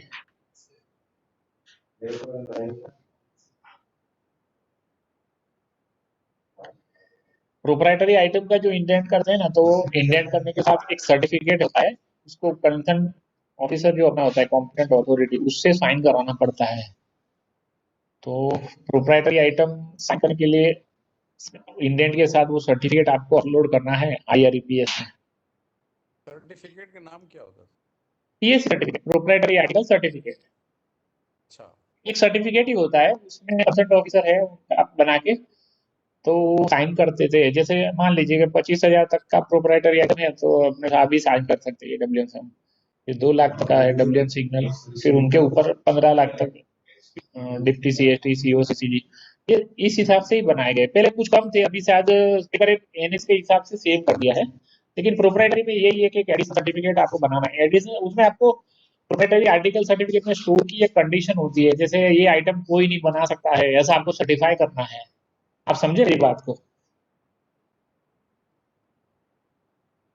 प्रोप्राइटरी सर्टिफिकेट जो होता है ना, उसमें 3 पॉइंट्स होते हैं। उसमें ऐसा कि ये आइटम कोई नहीं बना सकता, ये कहीं सूटेबल नहीं है, ऐसे करके 3 क्वेरीज है स्टोर की। उसमें आपको समझ के वो जो भी कंसर्न ऑफिसर है वो साइन करेगा, वो चीज ओके करेगा, क्योंकि ये प्रोप्राइटरी बहुत बड़ी चीज होती है। किसी को सीधा ऑर्डर देना बहुत, मतलब एक विजिलेंस पॉइंट ऑफ व्यू। आप समझ रहे मेरी बात को? हेलो, जी जी सर, सुन रहे हैं, बोलिए। इसमें कुछ आपको डाउट लगा तो बताइए पीएससी में। क्लियर है सर ये? जैसे मान लीजिए, आपके एक एग्जांपल दे रहा हूँ। जैसे मान लीजिए आपके पास कोई मशीन है, जैसे टाटा की है, टाटा की कोई क्रेन है, मोबाइल क्रेन है, उसका कोई पुर्जा टूट गया या कोई खराब हो गया, तो उसमें टाटा के और किसी का लग ही नहीं पाएगा। ऐसा कंसर्न ऑफिसर को सर्टिफाई करना है, और आपको फिर ओईएम जो ओरिजिनल इक्विपमेंट मैन्युफैक्चर होता है ना, उससे आप ले सकते हो। ऐसी प्रोसीजर है, लेकिन ये सब चीजें आपको जस्टिफाई करके करवानी है। आप समझ रहे हैं मेरी बात को? इस तरह तो पीएससी साइन करने में मतलब थोड़ा सा वो है, मतलब आपको ये विजिलेंस एंगल को ध्यान में रख के साइन करना है। हर आप ऐसे डायरेक्टली पीएससी साइन नहीं करा सकते, बहुत अलग से करना पड़ता है। जैसे कैपेसिटर हम लोग रिलेस में यूज करते थे ना, तो हेडक्वार्टर में दिया हुआ था हमें कि आप लोग रेस्पॉन्स ब्रांड ही यूज करना, मतलब आप ब्रांड सिलेक्ट नहीं कर सकते। नॉर्मली स्टोर डिपार्टमेंट ऐसा बोलता है कि विजिलेंस के आपको कोई ब्रांड नहीं लेनी है आपको। फिर भी हम लोग क्या करते हैं, कई बार 3 या 3 से ज्यादा ब्रांड लिख देते हैं। नहीं तो क्या होता है कि आपको चालू क्वालिटी का भी मिल, लेकिन नॉर्मली आपको स्पेसिफिकेशन लिखना चाहिए, ब्रांड नहीं लिखनी चाहिए। आप समझ रहे हैं मेरी बात को? और कुछ डाउट हो तो बताइए।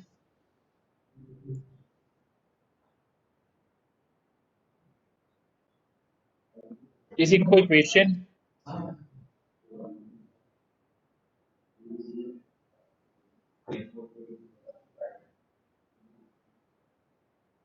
बाकी पीएससी इंडेंट और नॉर्मल इंडेंट में प्रोसेस में तो कुछ चेंजेस नहीं है। पीएससी में खाली सिंपल जो भी जो पार्टी होगी कंसर्न उसके पास जाएगा। आरडीएसओ अप्रूव्ड वाला इंडेंट होगा तो आरडीएसओ अप्रूव्ड वेंडर्स के पास ही जाएगा। ठीक है ना? हाँ, और किसी को कुछ जानना हो तो बताइए।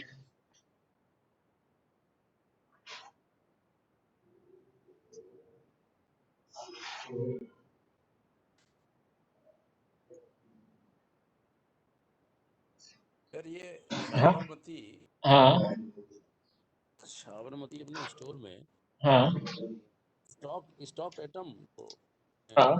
उसका प्रोसेस क्या है? चलिए मैं बताता हूँ। देखिए, सबसे पहले स्टॉक आइटम कहाँ होती है? तो stock item general store depot Sabarmati में होती है, ठीक है ना? अब स्टॉक आइटम वो लोग कैसे स्टॉक लाते हैं, तो मैं आपको बताता हूँ। ये रेगुलर जिसको जरूर होती है, जैसे मान लीजिए कि आप लोगों को कटिंग ऐसे 30 ऐसे 40 पॉइंट मशीन क्या ऑयल है, या ऐसे आपकी मैकेनिज्म है, ऐसे मैकेनिकल डिपार्टमेंट है तो साल में 50 या 100 वेगन उनको बनाना है, तो 100 वेगन के लिए उनको 3.15 mm की सीट्स चाहिए। तो ये लोग क्या करते हैं, एक इनका रेगुलर रिक्वायरमेंट होता है एंटीसिपेटेड एनुअल कंजम्पशन, जो ये बोलते हैं एसी, उसको हिसाब से उनका कंसर्न पीएचओडी या उनके एचओडी उनसे वेरीफाई करके इनको स्टोर डिपार्टमेंट को विद इन एडवांस, मतलब जैसे मान लीजिए अभी 21-22 आएगा, अप्रैल 21 से मार्च 22 तक का, उसका हम लोग क्या जनवरी तक, मतलब जिन जैसे मान लीजिए मैकेनिकल वालों को हर साल 500 वेगन है, उसमें बेरिंग बदलनी है, तो एक में मान लीजिए कि 8 बेरिंग लगती है, तो 4000 बेरिंग उनको चाहिए, तो 4000 बेरिंग उनको मिलनी ही चाहिए, तभी वो लोग वेगन कर पाएंगे ना टाइम से। तो उनकी क्या होती है, एसी रेट के हिसाब से स्टोर डिपार्टमेंट एडवांस में परचेस कर लेता है, और वो लोगों को ये 4000 बेरिंग सालाना उनकी रिक्वायरमेंट के हिसाब से लेनी है, और उसको कंज्यूम करना है और उसका यूज करना है। ठीक है ना? वो उनका एक रिक्वायरमेंट तैयार करनी पड़ती है। वो रिक्वायरमेंट उनकी, जैसे हर साल वो स्टोर डिपार्टमेंट क्या करेगा, आपको दिसंबर में स्टोर डिपार्टमेंट को एडवांस में आपको नेक्स्ट ईयर के लिए आपको अपनी एसी सबमिट करनी पड़ेगी। आपकी जो एंटीसिपेटेड एनुअल कंजम्पशन की लिस्ट है, वो सूची पूरी सभी डिपार्टमेंट अपने आप में देते हैं। जैसे आप एसएमटी से आप लोग भी अपने देते होंगे, जैसे आप सिग्नल यूनिट्स वगैरह लेते थे, तो उसमें लाइट्स वगैरह लगती थी, आपकी वो बल्ब लगाते थे, MCR वगैरह, तो सभी लोग अपना रिक्वायरमेंट साल का एडवांस में दिसंबर दे देंगे, दिसंबर जनवरी में, ताकि क्या store department with in a stipulated period आपके लिए प्रोसेस करके ला देगा। फिर आप अपने हिसाब से नेक्स्ट ईयर में, जैसे अप्रैल 21 से चालू होगा, तो आप लोगों को सामान मुहैया हो सके। तो स्टोर डिपार्टमेंट अपनी तरह ही प्रोसेस कर रहा है, लेकिन उनकी अपनी जो रिक्वायरमेंट है वो लोग वेल इन एडवांस अपने HOD से सैंक्शन करा के लगते हैं, उसको सैंक्शन AAC बोलते हैं। आप समझ गए ना, सैंक्शन AAC का मतलब क्या होता है? आपको साल में जैसे 4000 बेयरिंग की जरूरत है, तो आप साल में 4000 बेयरिंग आप अपनी जो रिक्वायरमेंट है उसको अपने HOD से साइन करवा के कंप्लीट कॉम्पिटेंट अथॉरिटी से स्टोर को सबमिट करेंगे। स्टोर उसके ऊपर कंसिडर करेगी, ताकि कंसिडरेशन करके उसको प्रोसेस करेगा। फिर आपको रेगुलर हर साल 4000 की रहेगी, तो आपको दिसंबर में रिक्वायरमेंट दे देनी है। आप समझ गए मेरी बात? बिल्कुल बिल्कुल सर। हाँ, इस तरह से स्टॉक आइटम का प्रोसेस किया जाता है। तो स्टॉक आइटम में जैसे ही सबका होता है, जैसे मान लीजिए आईओडब्ल्यू साल भर में मान लीजिए 2000 मीटर 50 mm की पाइप कंज्यूम करता है। पाइप तो नॉर्मली क्या होता है कि उसको मालूम है कि भाई मेरे पास 2000 या 5000 क्वार्टर्स है, उसमें से पाइप खराब हो जाती है, मेरे को बदलनी है। तो आईओडब्ल्यू क्या करेगा कि अपनी कंसर्न मतलब उनके जो CM होंगे उनसे सैंक्शन करा के वो दे देगा भी हमको 50 mm डायमीटर मतलब बोर वाली पाइप हमें इतनी चाहिए। तो वो स्टोर को सबमिट कर देंगे दिसंबर में, ताकि क्या है मटेरियल शेड्यूल जैसे ही सबमिट हो जाएगा ना, उनके हिसाब से फिर वो लोग हर साल उनको लाके दे देंगे। लेकिन हर साल आपको दिसंबर जनवरी में आपको अपनी AAC को रिव्यू करके उनको दे देना है राइटिंग में कॉपी, है ना? क्योंकि वो सबका सामान तभी आएगा, नहीं तो क्या होता है स्टोर को पता नहीं चलता है ना कि आपको अगले साल के लिए चाहिए कि नहीं चाहिए। हर बार आपको सैंक्शन नहीं करानी है, लेकिन हर बार आपको अपनी जो AAC सैंक्शन है उसके हिसाब से आपको अपनी रिक्वायरमेंट देनी है, ठीक है ना? इसमें कुछ अभी पूछना होगा आप पूछिए। नहीं, दिसंबर या जनवरी में मतलब वो सैंक्शन करा के AAC का जो भी रिक्वायरमेंट है वो दे देंगे। तो एक साल स्टोर एक साल बाद उसको जो है कि देगा क्या करेगा? नहीं, वो नेक्स्ट ईयर के लिए प्रोसेस करता है ना। अच्छा, नेक्स्ट ईयर के लिए। हाँ, जैसे अभी हमारा यहाँ प्रोसीजर क्या है, जैसे मान लीजिए कि हमें मशीन्स में ऑयल की जरूरत पड़ती है कि भाई इतने मशीन में हम लोग जैसे अपना गियर बॉक्स ऑयल लगता है, हाइड्रोलिक ऑयल है, तो हमें 400 लीटर की जरूरत है। मतलब मान लीजिए 68 नंबर का 400 लीटर चाहिए। फिर ऐसे ही 30 हमें 4 ड्रम मतलब 800 लीटर या 840 लीटर चाहिए। तो हम लोग ये सबका स्पेसिफाइड करके हमारी रिक्वायरमेंट के हिसाब से स्टोर को AAC दे देते हैं। तो अकाउंट्स वेट करता है और उसके हिसाब से वो स्टोर को सबमिट कर देते हैं वेटिंग करने के बाद, ठीक है ना? फिर स्टोर क्या करता है, अपने को ये सारा मटेरियल नेक्स्ट ईयर के लिए मंगवा लेगा।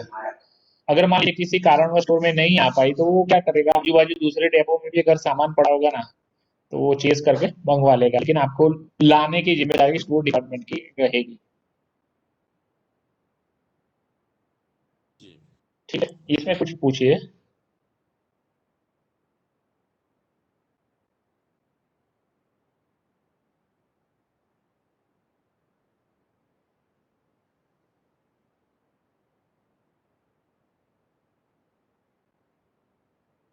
सर ये दूसरी जगह से जो मटेरियल लेके आते हैं, हाँ, प्रोसेस कैसा है? दूसरी जगह जैसे मटेरियल जैसे जहाँ से हम लोग लेते हैं, जैसे आपने बोला ऑयल लेना है हाँ, या हमको शॉर्टेज हो गई है, तो मतलब वो लोग कैसे कैसे लाते है हैं, मतलब प्रोसेस? वो लोग कैसे लाते हैं? हाँ हाँ स्टोर में भी क्या होता है, अपन जैसे नॉन स्टॉक आइटम का इंडेंट करते हैं, वैसे स्टोर डिपार्टमेंट स्टॉक आइटम का इंडेंट करते हैं। आप कभी स्टोर डिपार्टमेंट जैसे IREPS की साइट देखेंगे ना, तो उसमें गुड्स एंड सर्विस मतलब मटेरियल्स का एक पूरा आएगा, उसमें स्टोर्स का एक पूरा लिस्ट खुल जाएगा पूरे इंडियन रेलवे का। 350 400 450 जितनी जगह से डिमांड आती है, उसमें stock item non stock item सब मिक्स होती है। आप उस IREPS में जो कंसाइनिंग है उसमें भी आप देख सकते हैं कि इसमें क्लियर लिखा हुआ है stock item non stock item. तो स्टॉक आइटम का होगा तो स्टोर वाले उसमें से मंगवाते हैं। तो वो लोग अपनी रिक्वायरमेंट सेम प्रोसेस अपने जैसा ही है, लेकिन स्टोर डायरेक्ट करता है। फिर उसमें अगर उसको कुछ डाउट लगता है तो कंसाइनी के पास भेजता है कि ये टेक्निकली प्रॉब्लम है। जैसे मान लीजिए हम लोग वेल्डिंग की कोई आइटम वेल्डिंग इलेक्ट्रो मंगवा रहे हैं, ठीक है ना? हमारा रेगुलर मान लीजिए 10,000 मीटर की रिक्वायरमेंट है वेल्डिंग रोड की, जो बिल्डिंग के लिए यूज होता है। अभी क्या होता है, स्टोर इंडेंट करके मंगवाया मटेरियल, स्टोर डायरेक्ट इंडेंट कर दिया, आप 10,000 मीटर दे दी, स्पेसिफिकेशन दे दिया। अब स्टोर में कोई नया सप्लायर है तो स्टोर वांट टू चेक कि भाई ये सप्लायर मतलब सही सप्लाई करा किया कि नहीं किया, तो वो लोग क्या करते हैं, लेबोरेटरी टेस्टिंग भी कराते हैं और यूजर से भी चेक करा लेते हैं कि भाई आपको यूज करने में कोई टेक्निकली कोई इश्यू आ रहा है तो आप बता दीजिए, क्योंकि स्टोर डिपार्टमेंट क्या है, टेक्निकली चेक नहीं कर सकता इतना, फिर यहाँ प्रैक्टिकली वर्किंग अपने यहाँ ही होगा या CNW से होगा या इंजीनियरिंग वर्कशॉप पे है वो लोग करेंगे, सभी लोग अपना अपना चेक करेंगे या फिर उसको जवाब मतलब स्टोर को रिप्लाई कर देंगे कि ये आपका सूटेबल है, ठीक है ना। और कुछ पूछना हो तो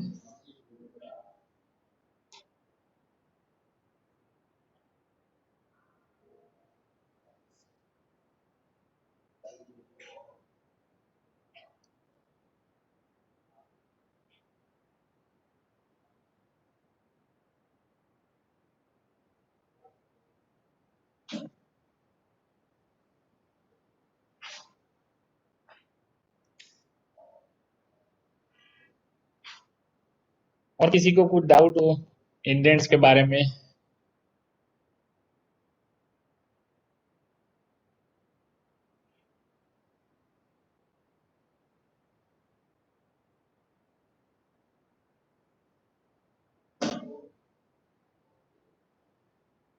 ठीक है, फिर कुछ पूछना हो तो पूछ लीजिए।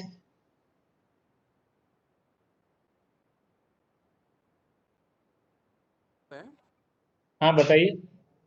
IREPS में लोडिंग कैसे करते हैं आप? IREPS में क्या करना है, इंडियन रेलवे ई प्रोक्योरमेंट, हाँ उसमें क्या करना है आपको। पैकेट है खत्म। हेलो हेलो, हाँ बताइए। ये इसका सिस्टम कैसे होता है सर? IREPS में हाँ लॉगिन करना है। एक्चुअली क्या होता है कि आपके ऊपर जो कंसर्न ऑफिसर है वो आपको अप्रूव करते हैं, अभी उनको अप्रूव करने के लिए स्टोर डिपार्टमेंट है वो अप्रूव करेंगे, एक पूरा सा एक चैनल टाइप का होता है और उन ग्रुप में आपका ID जनरेट होगा और आपको एक DSC। हाँ प्रोसेस कैसे होता है सर? मैं वही चीज आपको बता रहा हूँ कि जैसे मैं इंडेंट बनाया मुझे तो मुझे एक DSC दिया जाएगा। DSC एक पीछे से छोटा सा पेन ड्राइव जैसा एक डिवाइस आता है जो आपका सिग्नेचर करता है डिजिटल सिग्नेचर के लिए, ठीक है ना। हाँ राइट। वो डिजिटल सिग्नेचर का डिवाइस आएगा, वो डिवाइस ऑथेंटिक हो जाएगा जैसा आपने परचेज किया जो भी आप प्रोसेस करके, और उसके बाद में वो डिवाइस आने के बाद आपको अपलोड जो उसका सर्टिफिकेट वगैरह वो सारी डिटेल डाल देंगे तो आप IREPS में रजिस्टर्ड हो गए। अभी आपका नाम वगैरह आ गया, वो क्या है आगे आपके जो कंसर्न ऑफिसर है कंट्रोलिंग ऑफिसर उनके पास आपका अप्रूवल हो गया, मतलब ये सारी चीजें स्टोर करता है प्रोसेस। और वो लोग क्या है एक बार आपका चैनल चालू हो जाएगा फिर आप उसी चैनल में आपका फ्लो चलता रहेगा। आपको DSC चाहिए, DSC मस्ट है हर चीज के लिए, अभी DSC मस्ट है।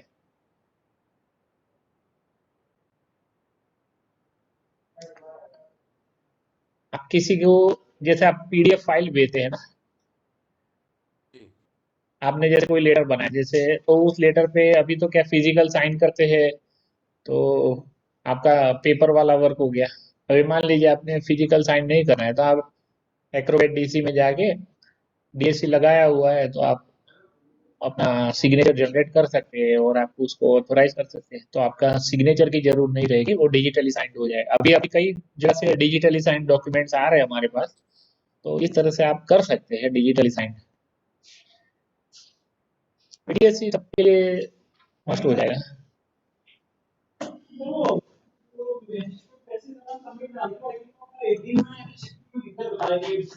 ठीक है, अभी कुछ सीखना पूछना हो पूछ लीजिए।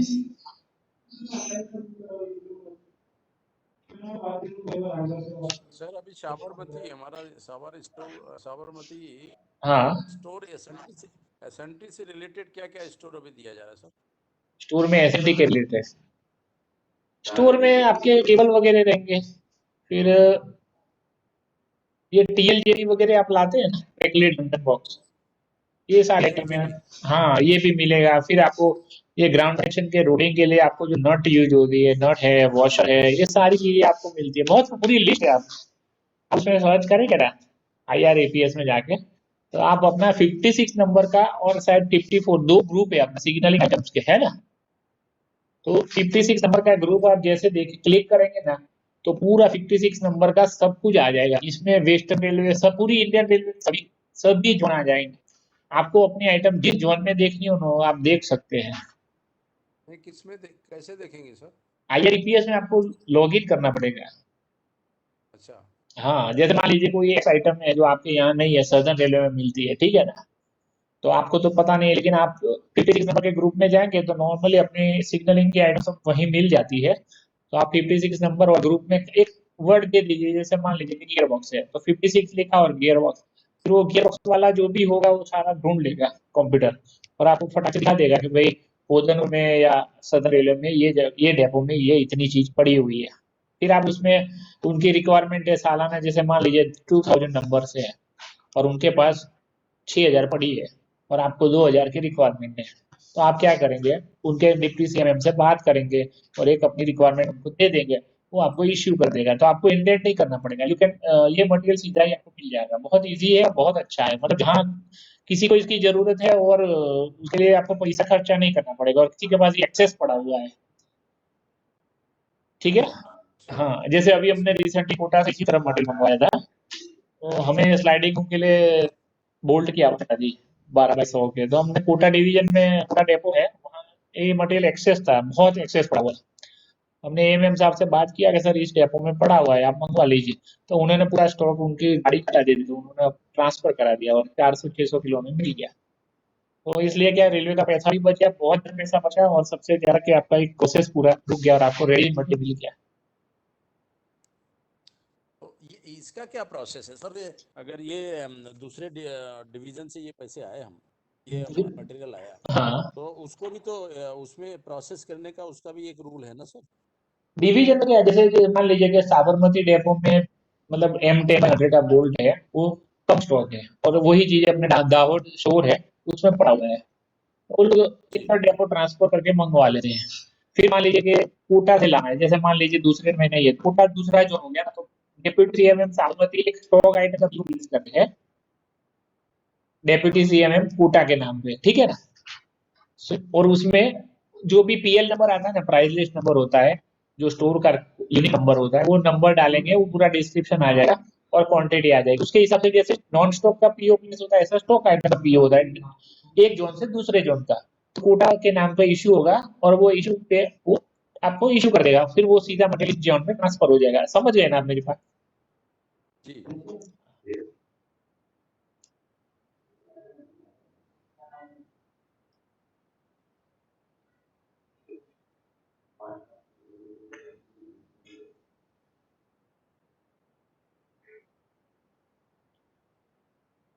कुछ और क्वेरी हो तो आप बताइए।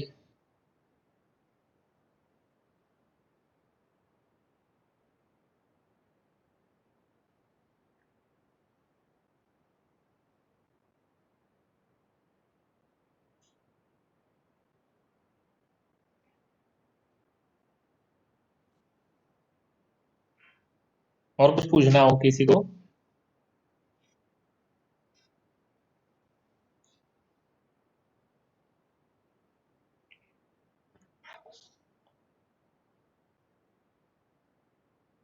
ठीक है, ठीक है ओके ठीक है सर, ओके। ओके ओके, ठीक है, ठीक है, ठीक।